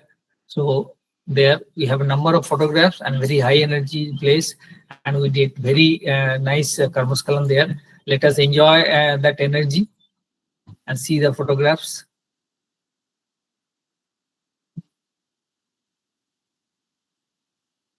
So this is the photographs. You can see we are sitting in the water and meditating there, and RP is just behind instructing us. And then this is one of photograph. They are not really in good chronological sequence. This is that deleting, after the karma deleting, we used to release the water. So that event. Then this is one of the meditation in what is the mudra? I didn't remember actually. Dakini Mudra. This is the Dakini Mudra. Hakini Mudra. Sorry, Hakini Mudra. To connect with the higher lokas.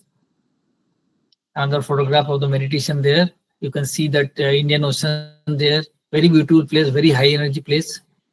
That same event after leaving the water at the end of the Karmaskalan. Another photograph of RPA there. This is we are just invoking the energy. RPA is invoking energy for us, divine energy, and giving blessings to individuals. Hariom is there, and we are sitting there. Another photographs, we are meditating there. This is water kriya. The water kriya with different mudras. Some more photographs of the kriya. Blessings we are receiving the blessings. That's going on. That kriya, water kriya. Some more photographs. Very beautiful place, and we all enjoyed there. You can see the waves.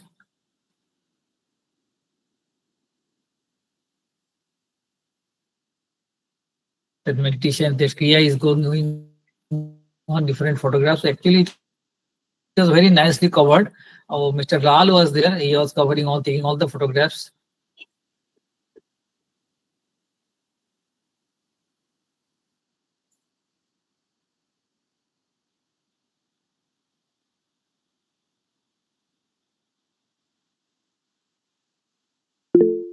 So there are some more photo video actually. I'll just show you.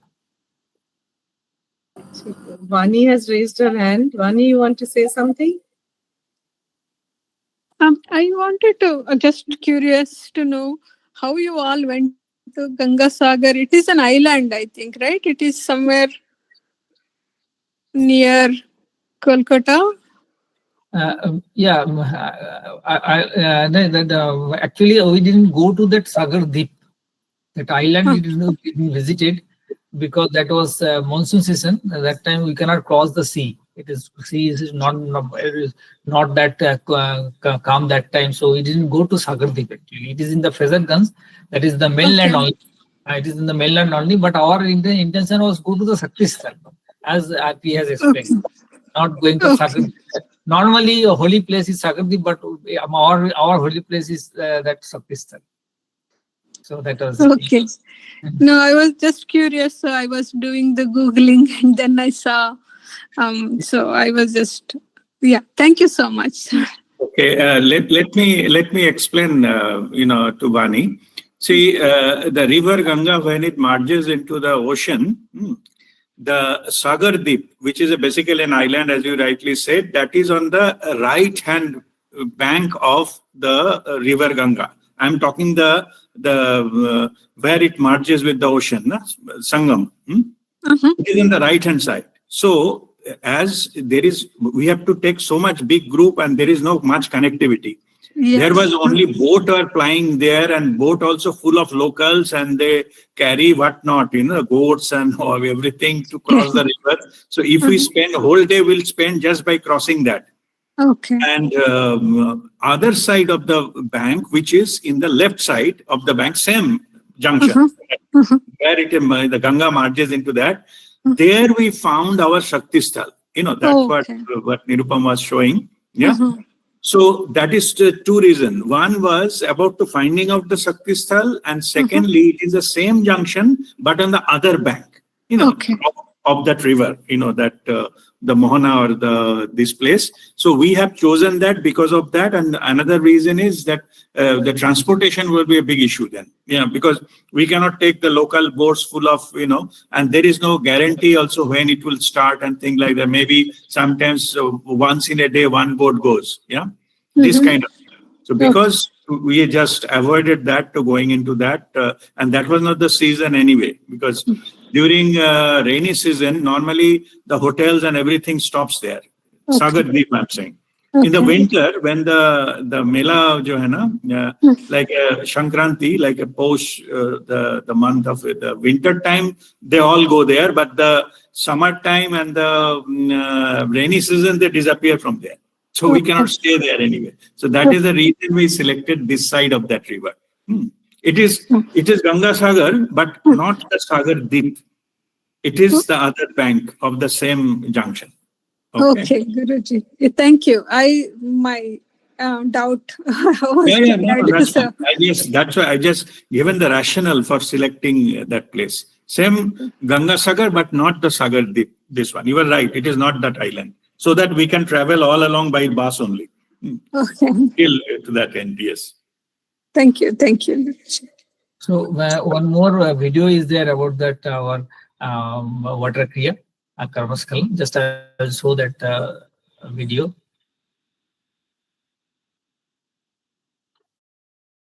Just to give you a real feel of it.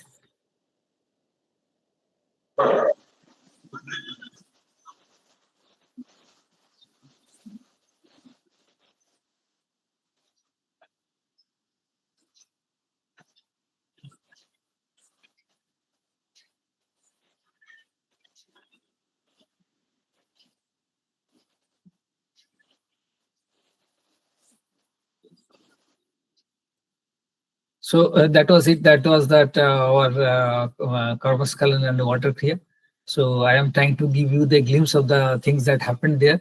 Then next event that we'll take up is that our there is a group session. I'll just go to the group session now. That is the satsang. Satsang happened there. I will just show a glimpse of the photographs there.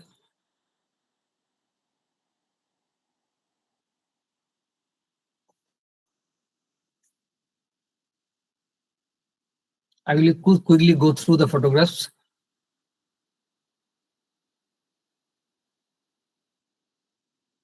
These are the satsang is happening that Ganesh has mentioned. It was very, very means really high energy event, and there was a lot of doubts cleared of the some new people joined there, and a lot of things was explained there.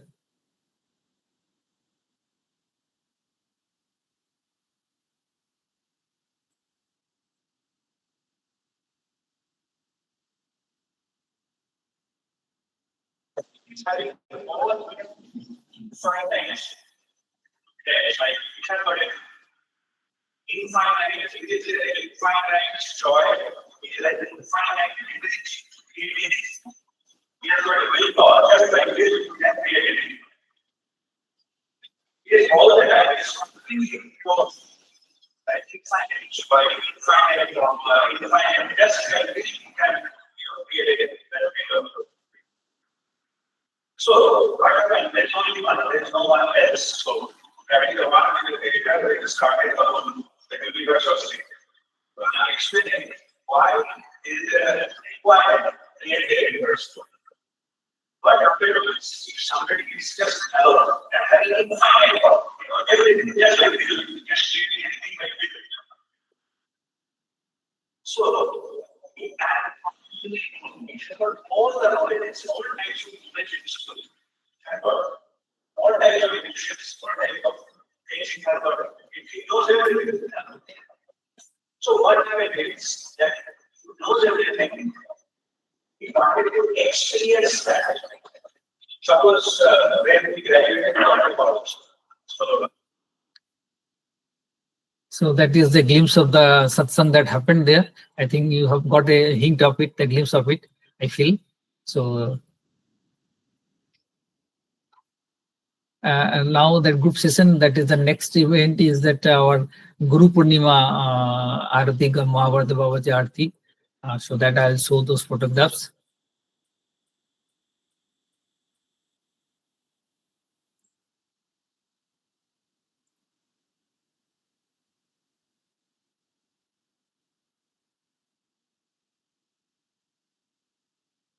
This is that Guru Purnima event. That is the after the actually hall event, we went outside, and then actually it was a very clouded night, but still when we went there outside and tried to connect with the moon, that cloud get cleared and we could see the moon. Actually, it was very miracle sort of thing, and the divine blessings we can, Babaji's blessing, we can see the moon actually and could connect there. It is at a hall event. Just before we went outside, there was a Guru Purnima event was there inside.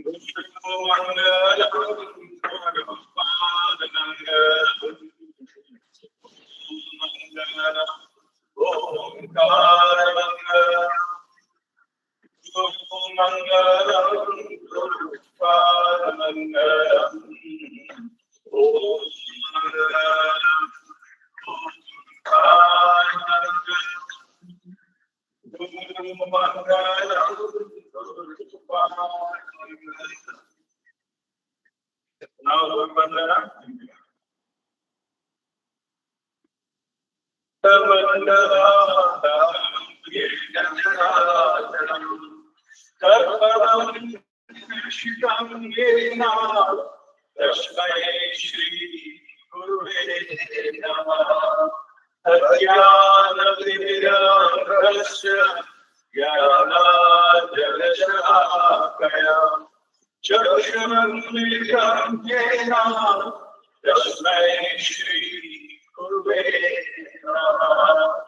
Guru Brahma, Guru Vishnu, Guru Devo Maheshwara, Guru Tasmai Shri Gurave Namaha, Tasmai Shri Gurave Namaha, Tasmai Shri Gurave Namaha.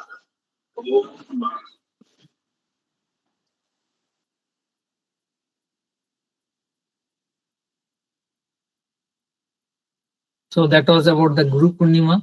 Before we go ahead, I will share one message. Actually, we received actually already mentioned about that message. Babaji and Mataji and Babaji sent a message to RPA, giving to blessing to him and to us who has participated.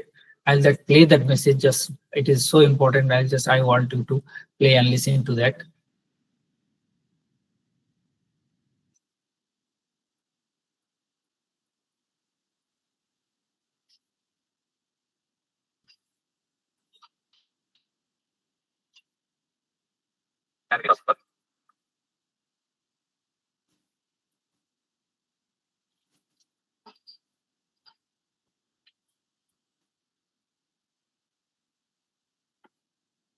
Mataji is telling you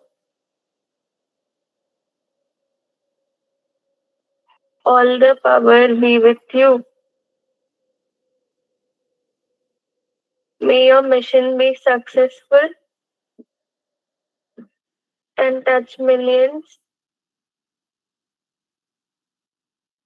Love and blessings. And Babaji is telling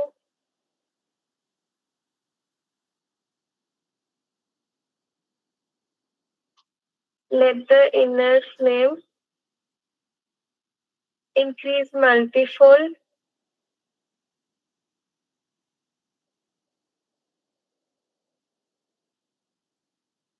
and merge into love and light. Om Tat Sat.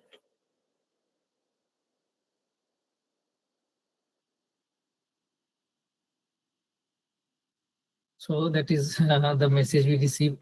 It was such a divine blessing. So it is so lovely to renew those time, those days, those messages, and again feel that blessings.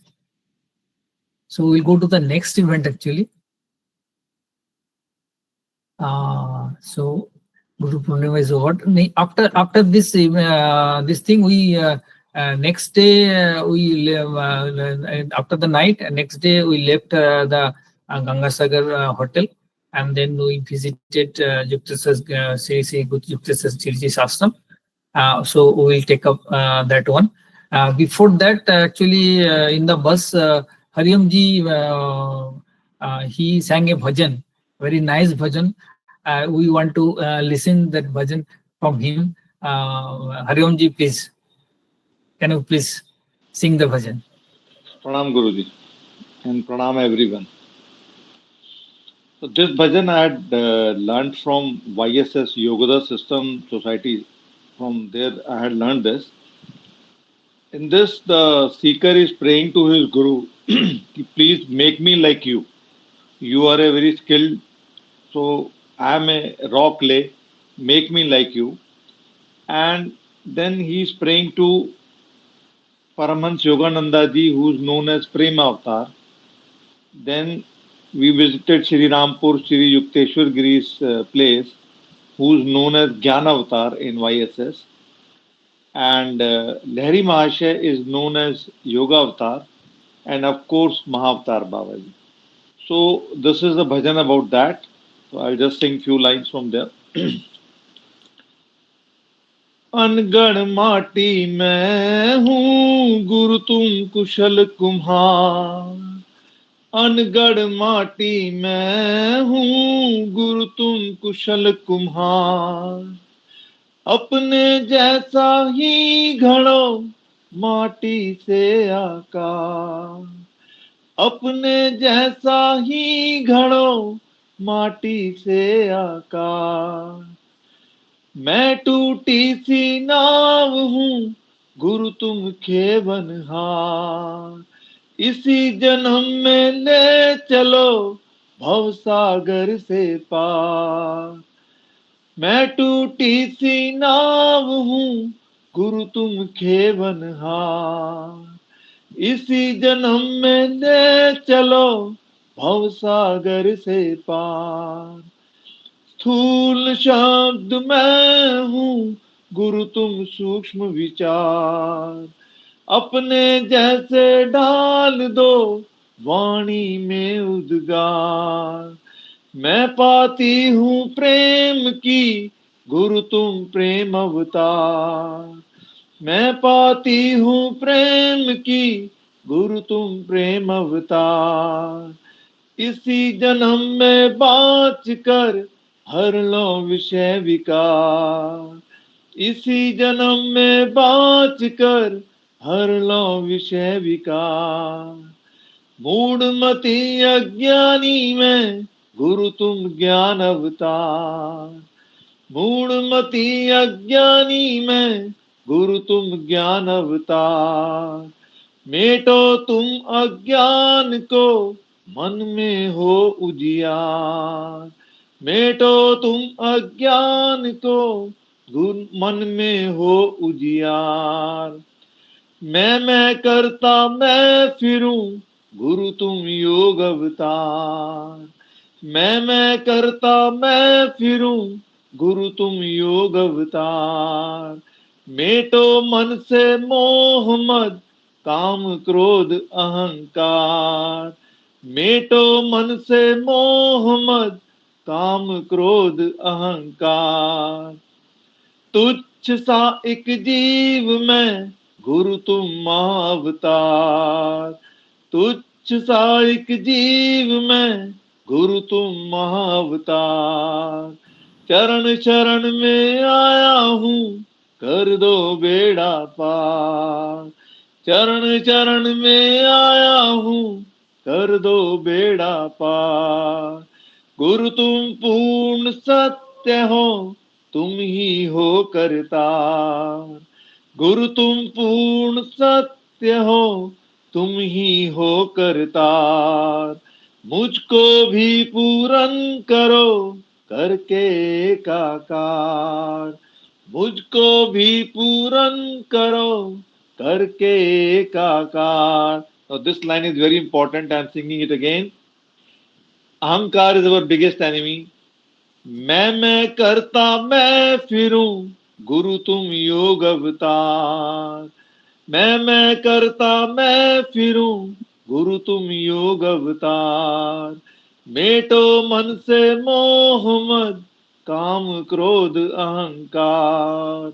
And the last line, तुच्छ सा एक जीव में गुरु तुम महाअवतार, चरण चरण में आया हूँ कर दो बेड़ा पार, चरण चरण में आया हूँ कर दो बेड़ा पार, चरण चरण में आया हूँ कर दो बेड़ा पार. Thank you. Thank you, Priyamji. So nice. We are running slightly late behind the time, but anyway, we want to complete all the events. Actually, some more events are there. So we'll now take up this next event, that was visiting the CC Yuktasaji's ashram. We'll show some photographs there.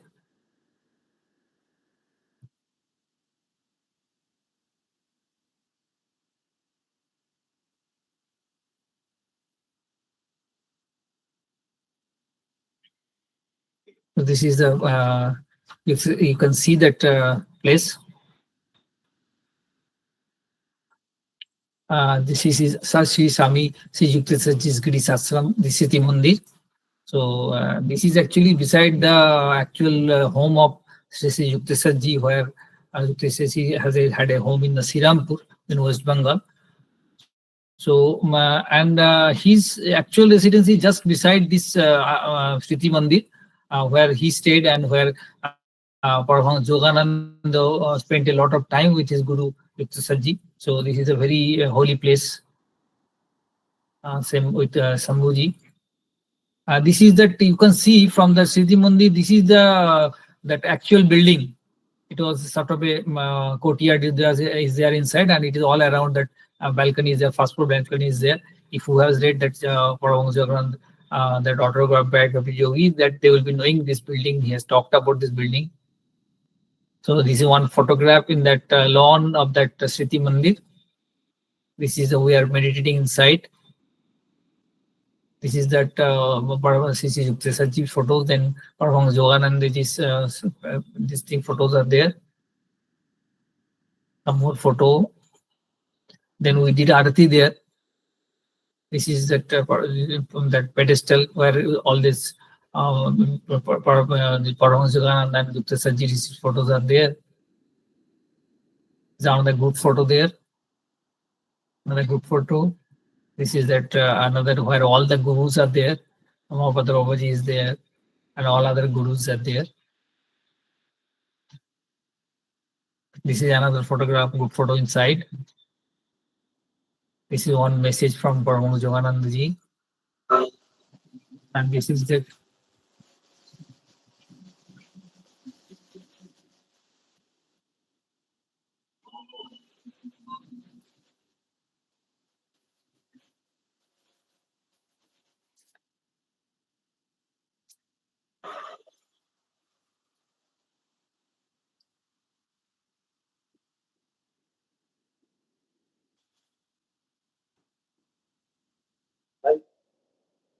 so that is the Paramahansa Yogananda Yuktasarji ashram. So we look next event was visiting the Belur Math actually. So we'll quickly cover that.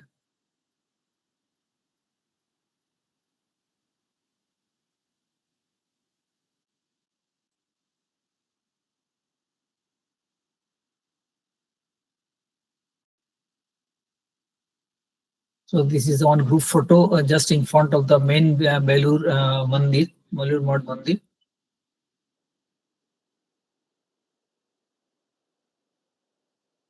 Belur Math Mandir, main Mandir. Then this is that one look from the one of the garden there, overlooking the Ganga. The one group photo. This is a very, I think earlier also we have talked about this. This is the place where Vivekananda stayed, and RP has visited earlier, and he has some last life connection with this place. Some more photographs and the main building.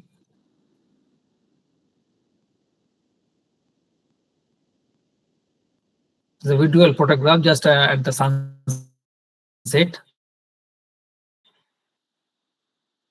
That same building where we are talking about. In the earlier life, RPA was as Jagananda, he was connected with Thakur Ramakrishna, Ma Sarada Devi, and Sri Vivekananda ji, Swami Vivekananda. This is another one photograph of the building, main Belur Math Mandir. One small video.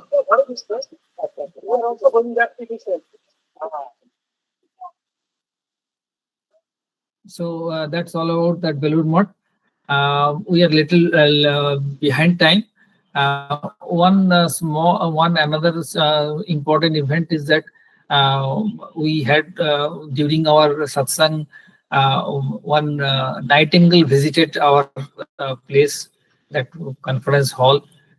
So I'll request Supriya to share his few lines on this topic. This is spiritually significant for us. Am I audible? Yes, yes. Okay, thank you. Pranam. So actually Yeah, I mean, the entire Ganga Sagar, everybody has talked about so many experiences, but the entire Ganga Sagar camp was full of messages. Even from beginning about reaching there, going there, till the last minute where we all parted. Every moment, we all felt that there were messages coming to us from the universe from all sides, and all of us felt that. Of course, RPA was there as Guru.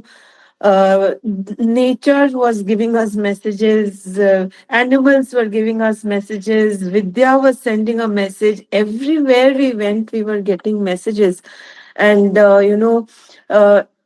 young children were there in the group. Nirupam and Rupa's twin sons were there with us.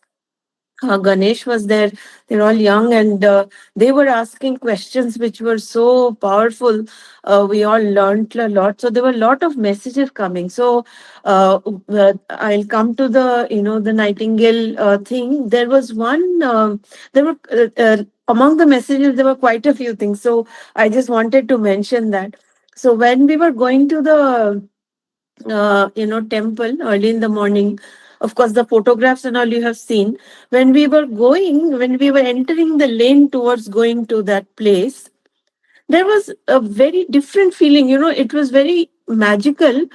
All the houses that were on two sides started playing the conch, at that morning hour. Every house was like, it was like as if it was so magical. It was so, powerful. It was a message that there is some transformation beginning of a transformation. It was just amazing. All the houses, it was like we all were getting goosebumps when we reached there because of that, the healing and the power of that conch, blowing of the conch from everywhere. Then so many things happened. The other, one of the things, Ramadi, I don't know, she's not here. So Ramadi was one person who was part of this camp. She came from Mumbai. uh, there were amazing messages which were coming because she is one person who is able to communicate with animals and plants. And while we were there, Shambhu and I actually spent a good amount of time with her trying to understand how she does. And there also some of the things we learned I practice till today. So these messages which were coming to us was for our transformation, and that was amazing. The other thing was, during the Aarti, you have seen so many things. So during the Aarti, Joydeep, if he's here, he will know. All of us could, with our bare eyes, we could see RPA's aura, glowing, literally glowing. When the Aarti was going on, RPA's aura it was like the whole place was lit up with RPA's aura. It was one kind of purplish, violetish, reddish. I cannot explain. The color was so rich, including his skin and he was wearing white attire. Despite that, you could literally see that aura all over. It was so powerful. And like Nirupam said, after that, the magical thing was it was actually overcast. Whole evening was overcast. And we had to do moonlight meditation, and then on Guru Purnima. And then we stepped out and magically the moon appeared. We felt so blessed, at that time. The other, very, critical thing that happened, and RPA told us at that time, was all this energy, was a culmination of so many souls being present there to bless us in that camp. And at that time, one incident, couple of times actually, the birds came. One was during the this thing session, RPS session, and the other was during one of the breakfast sessions. So during the during RPA session, this bird came and we were listening or rather trying to understand what RPA was communicating. This bird came and kept on knocking at the window. It had large windows. We don't know from where it came, but it came and kept on knocking. So later, we literally felt that there was some message that we needed to understand. We had limited abilities to decipher what he or she was saying. So then RPA explained to us. RPA, if you can explain what he was saying.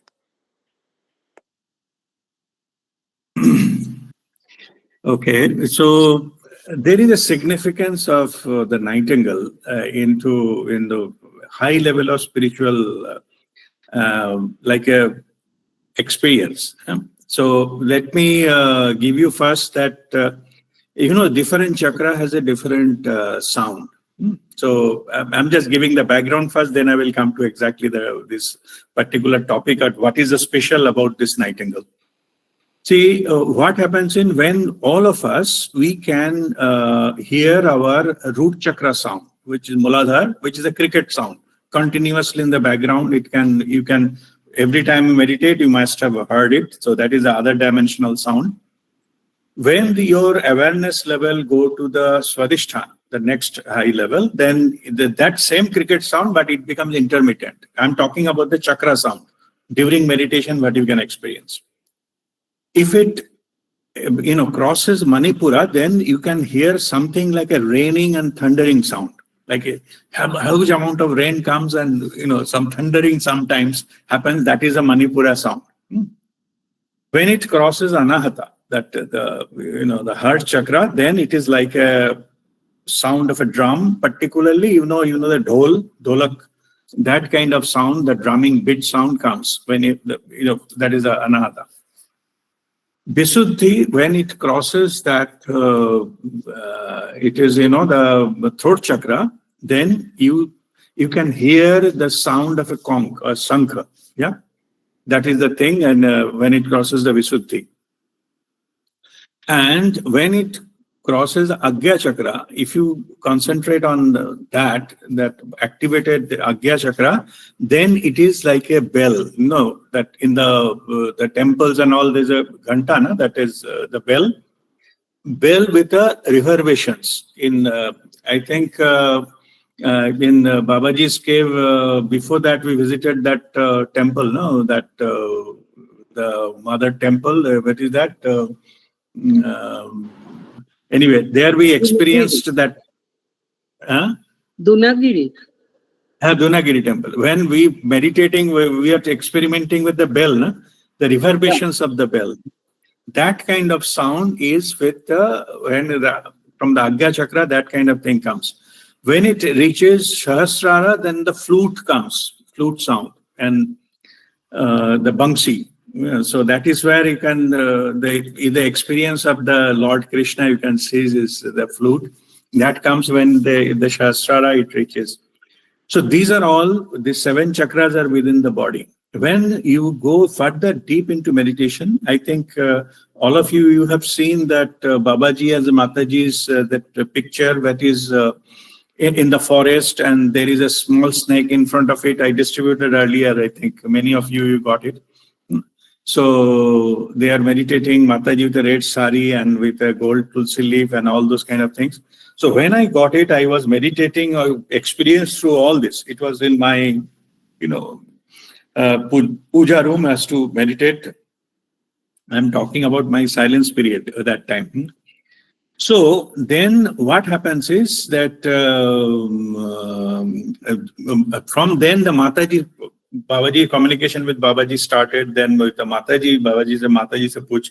So after that Mataji started, then Mataji was guiding.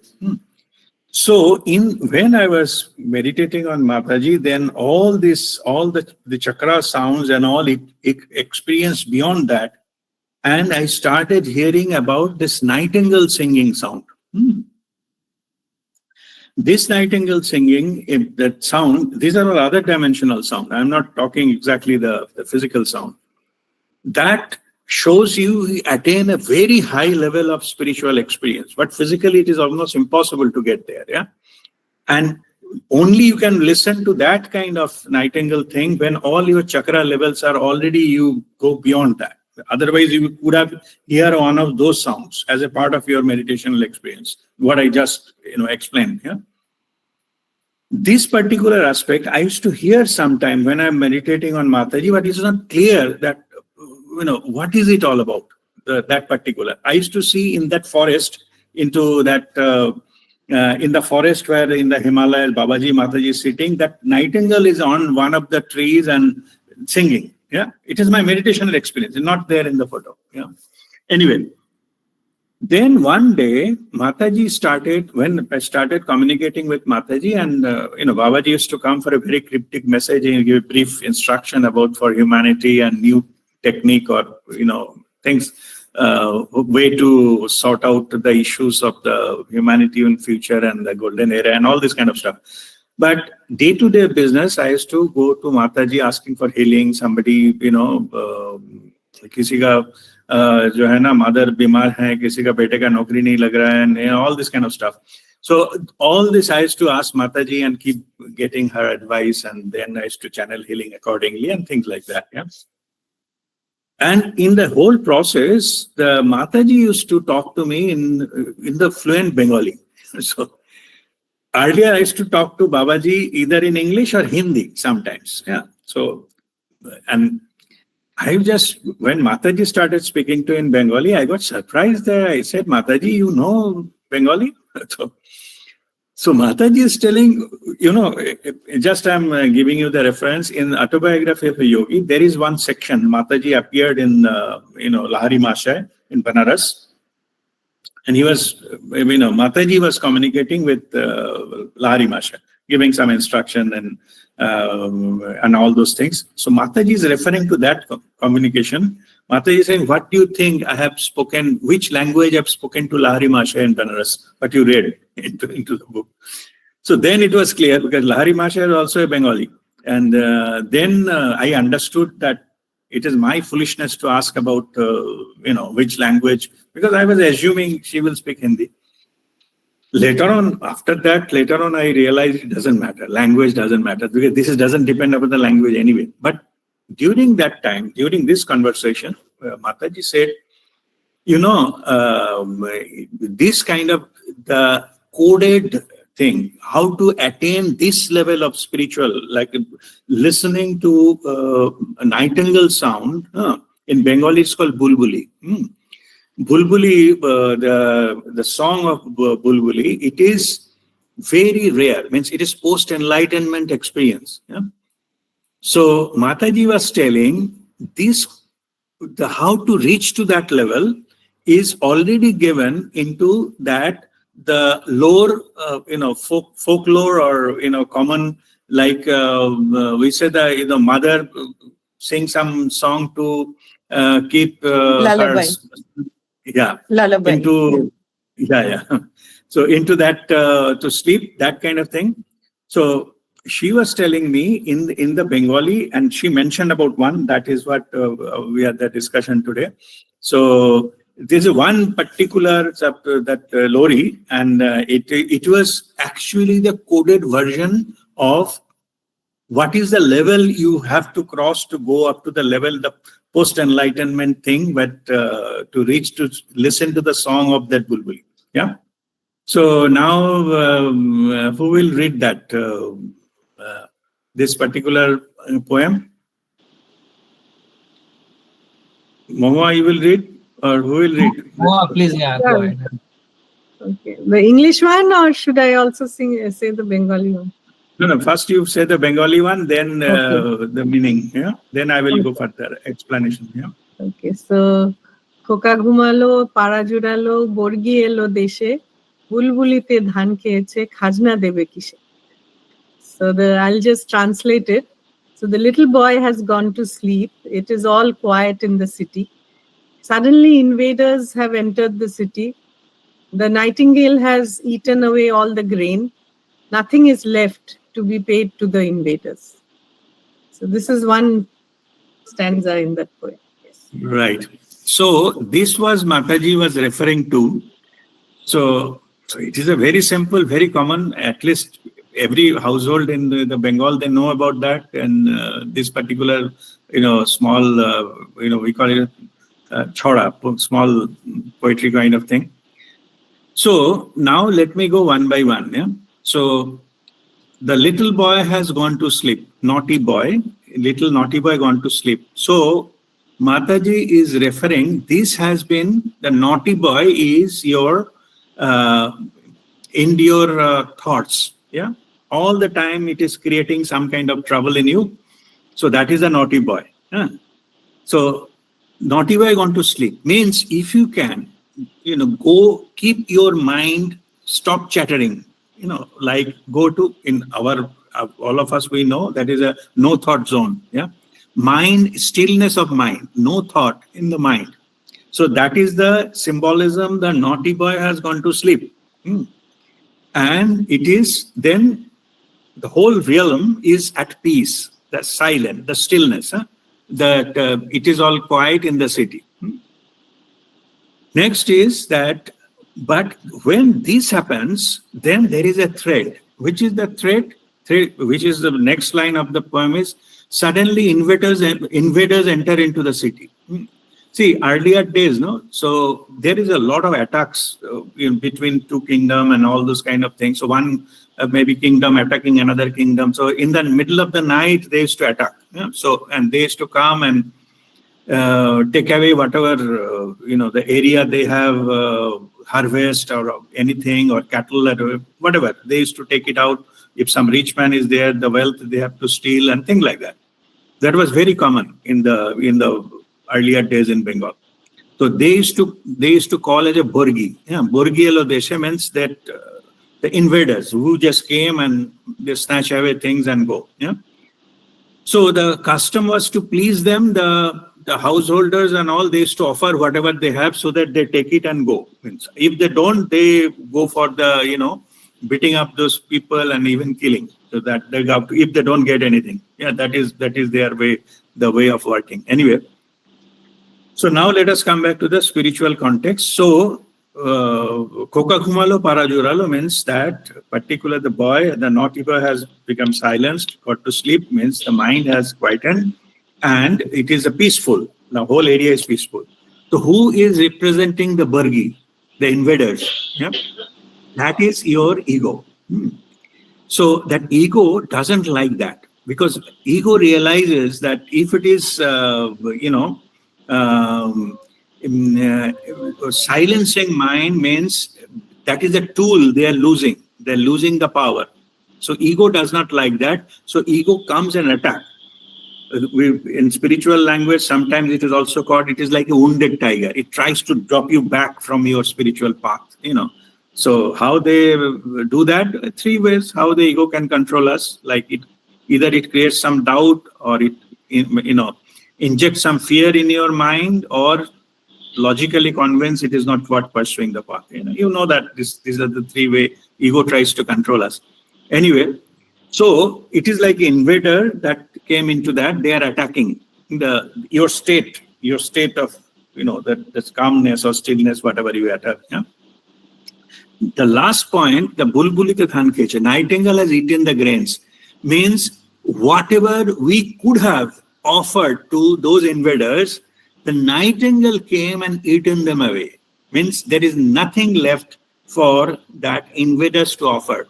This nightingale is the highest state of enlightenment, attainment. So that goes much, much beyond the mind level. So in that means that even they don't have the ego, they don't have anything to get it, to feed themselves. So they will eventually die. That particular, those kind of ego will particularly die, and you go into attainment of the sustained enlightenment. So here is the reference of that bulbuli, the nightingale, which is the codified version of the higher level of enlightenment, but is told there. This is what Mataji told me at that time. Yeah.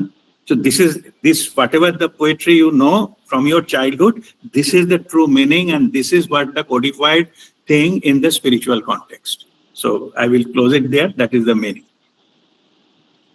Thank you so much. So I will end the session. Before that, I just remember that I also got a message. After Yeah, the I wanted to say about that. So even during Sri Yukteswar Giri's temple visit, actually there was a Nirupam had a, so I'm telling you this because 2 or 3 things I was in my meditation. Actually, I was asking Babaji, what should I tell? So these 3 messages, one was this Nirupam's also. So when we were at the at Sri Yukteswar Giri's temple, Nirupam got a message from saying that you remembered me to come here after so long. You lost your way and then again you came back. So I just thought Nirupam could touch upon it because he has not spoken about it earlier. And one more message I have, but you can say, Nirupam. Yeah, so actually when I was meditating inside the Yukteswar Giri's ashram, so the feeling came actually that এতদিন পরে এলি means in Bengali, you have come after such a long time. It was somebody when some dear and near one comes after a very long time. So that type of love, and he was missing me. So it was something like that message came from, it seems to be from Yukteswar Giriji, that you have come after such a long time. I was waiting for you. So and there was so much love, so much compassion, and the feeling of loss and meeting the dear one after such a long time. It was so overwhelming. Tears came to my eyes. I was crying. He was crying profusely. Yeah. Yeah. So it was a very divine feeling actually, and divine message. I don't know, some connection maybe there with Yukteswar Giriji. Yeah. Another message which came was that about, so how, see Hariom ji's song you heard, right, about the guru and the disciple. So we were on our way to towards Belur Math. So of course all of you know there are many connections with Belur Math. This life, past life, so many lives. Maybe we have connections with that. So while going there, so Hariomji was he sang probably there. I do not know whether at that point in time I heard that song then and there. But what we saw again, the same message was coming to all of us through various ways, like I was saying. So there was this. So we had to cross certain areas to go, and there was this fisherman's village. Small boats. I think I had sent Nirupam some pictures. The beautiful boats, small boats. These fishermen, they go to sea for their daily catch. So this was very beautiful, and we took pictures, we clicked, whatever. We were thinking about, okay, these are things. And then slowly that path goes, so that's the catchment area, right? And then you go, and then the road, these are the boats, small boats, you see. And then this road goes towards, see, these are the boats, small boats. And then as you go ahead towards the towards Belur, towards that side, then you can see the ocean, you can see the Bay of Bengal, and there you see there's this big ship, right? So the message that was clearly coming to us is that you are a small boat. If you want to cross the ocean of spirituality, and if you have to go somewhere, if you have to understand the nightingale's voice, if you have to reach where you recognize the higher dimensions, then you have to attach yourself to a bigger ship. Then that ship will take you along. So that message came very clearly, that if you have to cross the ocean as a small boat, you cannot cross the ocean. You have to connect, you have to be with the ship. And we felt so blessed, so lucky that we were with our guru. And so my mother used to say that wherever there is your guru is present, that is your tirth. That is your tirtha. So for us, of course, Guru was there, so it was Tirtha. But we went to a Tirtha and Guru was there, so it was like Mahatirtha for us. So we with all those blessings, we went to Belur. And as you saw in the pictures at Belur, we reached Belur at a time when it was just twilight. it was, just at the Sandhi Kal, we were at Belur. That ethereal feeling of what really happens during Sandhi Kal, we all experienced while we were there at Belur. Yeah, thank you so much. Thank you. Sir, two small things, if you permit.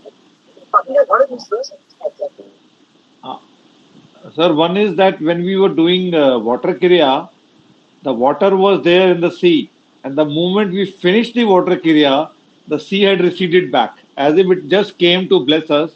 Babaji took it away. Second, when we were in Yukteswar Giriji's ashram, he got connected with our Guruji and he told him that in the particular position of our hands during the meditation needed to be changed to a different position of the hands. So all the Gurus were connecting at various times, divine souls were connecting with the Guruji and we were getting a lot of blessings from them. Thank you so much.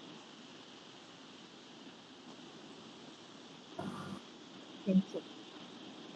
We are at the end of the session. I think it's a very beautiful session, but actually slightly delayed. Now we'll go for Mahua. Next, what the meditation? Yes, now we will have the meditation and then end it with Shaanti Path. Okay, so already the lunar eclipse has started. As we have announced earlier, we'll have a 15 minutes of a meditation. So this is, it will be just like a single step meditation. We will not go for the 6-step meditation into that. So the way I will not give in between the guidance, I'm just saying first you start with following your breath, and then you try to get into your Hridaya Upasana. Just go in contact with your heartbeat and be there, be into that one. So that is the 2-step into that, and you can also go into the expanded awareness and all. Just go with the flow, see where it takes you, but it will not be the so-called guided 6-step meditation. That's what I'm saying. So we'll just start the meditation and we will conclude it after 15 minutes of that starting. It is we are now starting here in Abu Dhabi. It is 9:09 and 9:10 now. 9:10 means it would be 10:40 should be in India, I think. Yeah. So 15 minutes. After 15 minutes from now, we will conclude. That will conclude our session. Okay. All right. Just sit straight and breathe in and breathe out few times. And whatever sharing you heard now, whatever you saw, and it has created certain feelings within you. Be with that feeling. That is your truth. Be with that feeling and go in deeper and deeper and express your gratefulness to the Guru Mandala who are with us all the time and guiding us. So at this moment of time, in this particular occasion of this full moon, full lunar eclipse, and of course full moon plus lunar eclipse. So this is a auspicious time. The Guru Mandala likes us to undergo this kind of gathering, and it is our group energy has been at peak at this moment, and we are connected to our Guru Mandala, and with this we will start our meditation and after 3 Om chanting. So we'll take the deep breath and going 3 Om chanting. Om.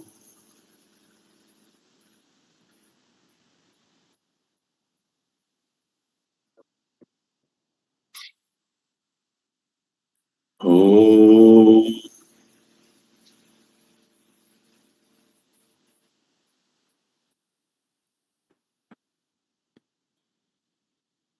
Om.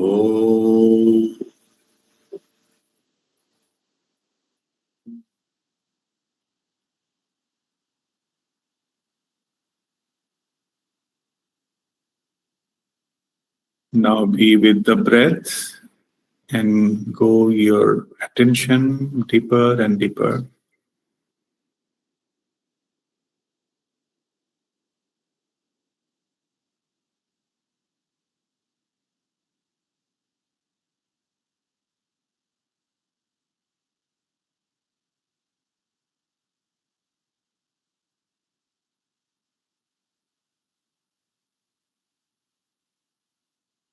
After some time, you give your loving attention to your heart and feel the heartbeat internally.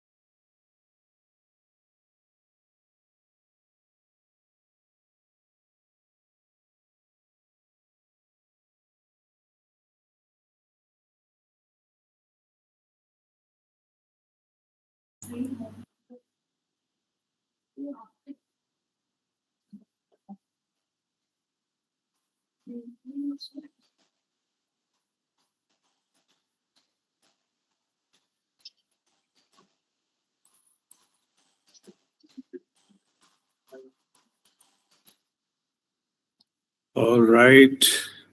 Now you rub your palms together and place them on your closed eyes.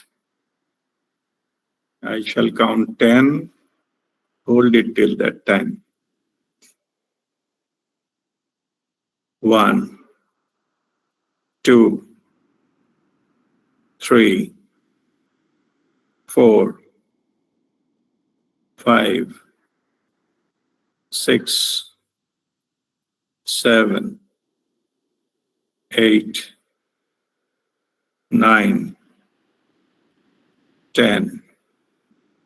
Very lovingly give this energy to your face and all over your body.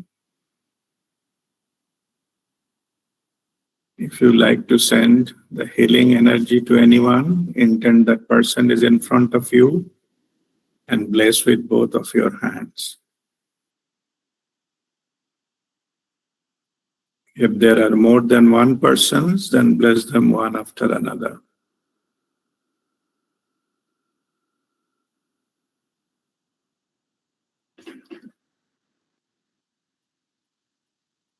Now we shall chant Shaanti Path for peace, harmony, and loving relationships in all our lives. Oh.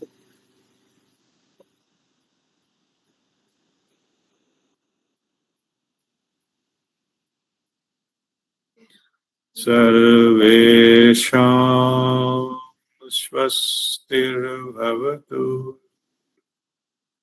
Sarvesham shantirvavatu. Sarvesham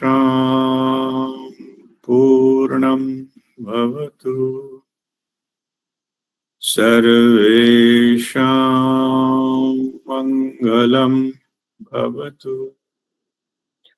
Om Sarve Bhavantu Sukhino.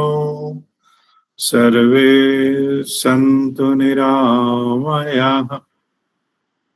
Sarve Bhadrani Pashyantu. Ma Kaschit Dukkha Bhag Bhavet. Om Shanti, Shanti, Shanti. Om Mangalam. That completes our session today. Thank you, Guruji. Thank you, Guruji. Thank you, Guruji. Thank you. Thank you.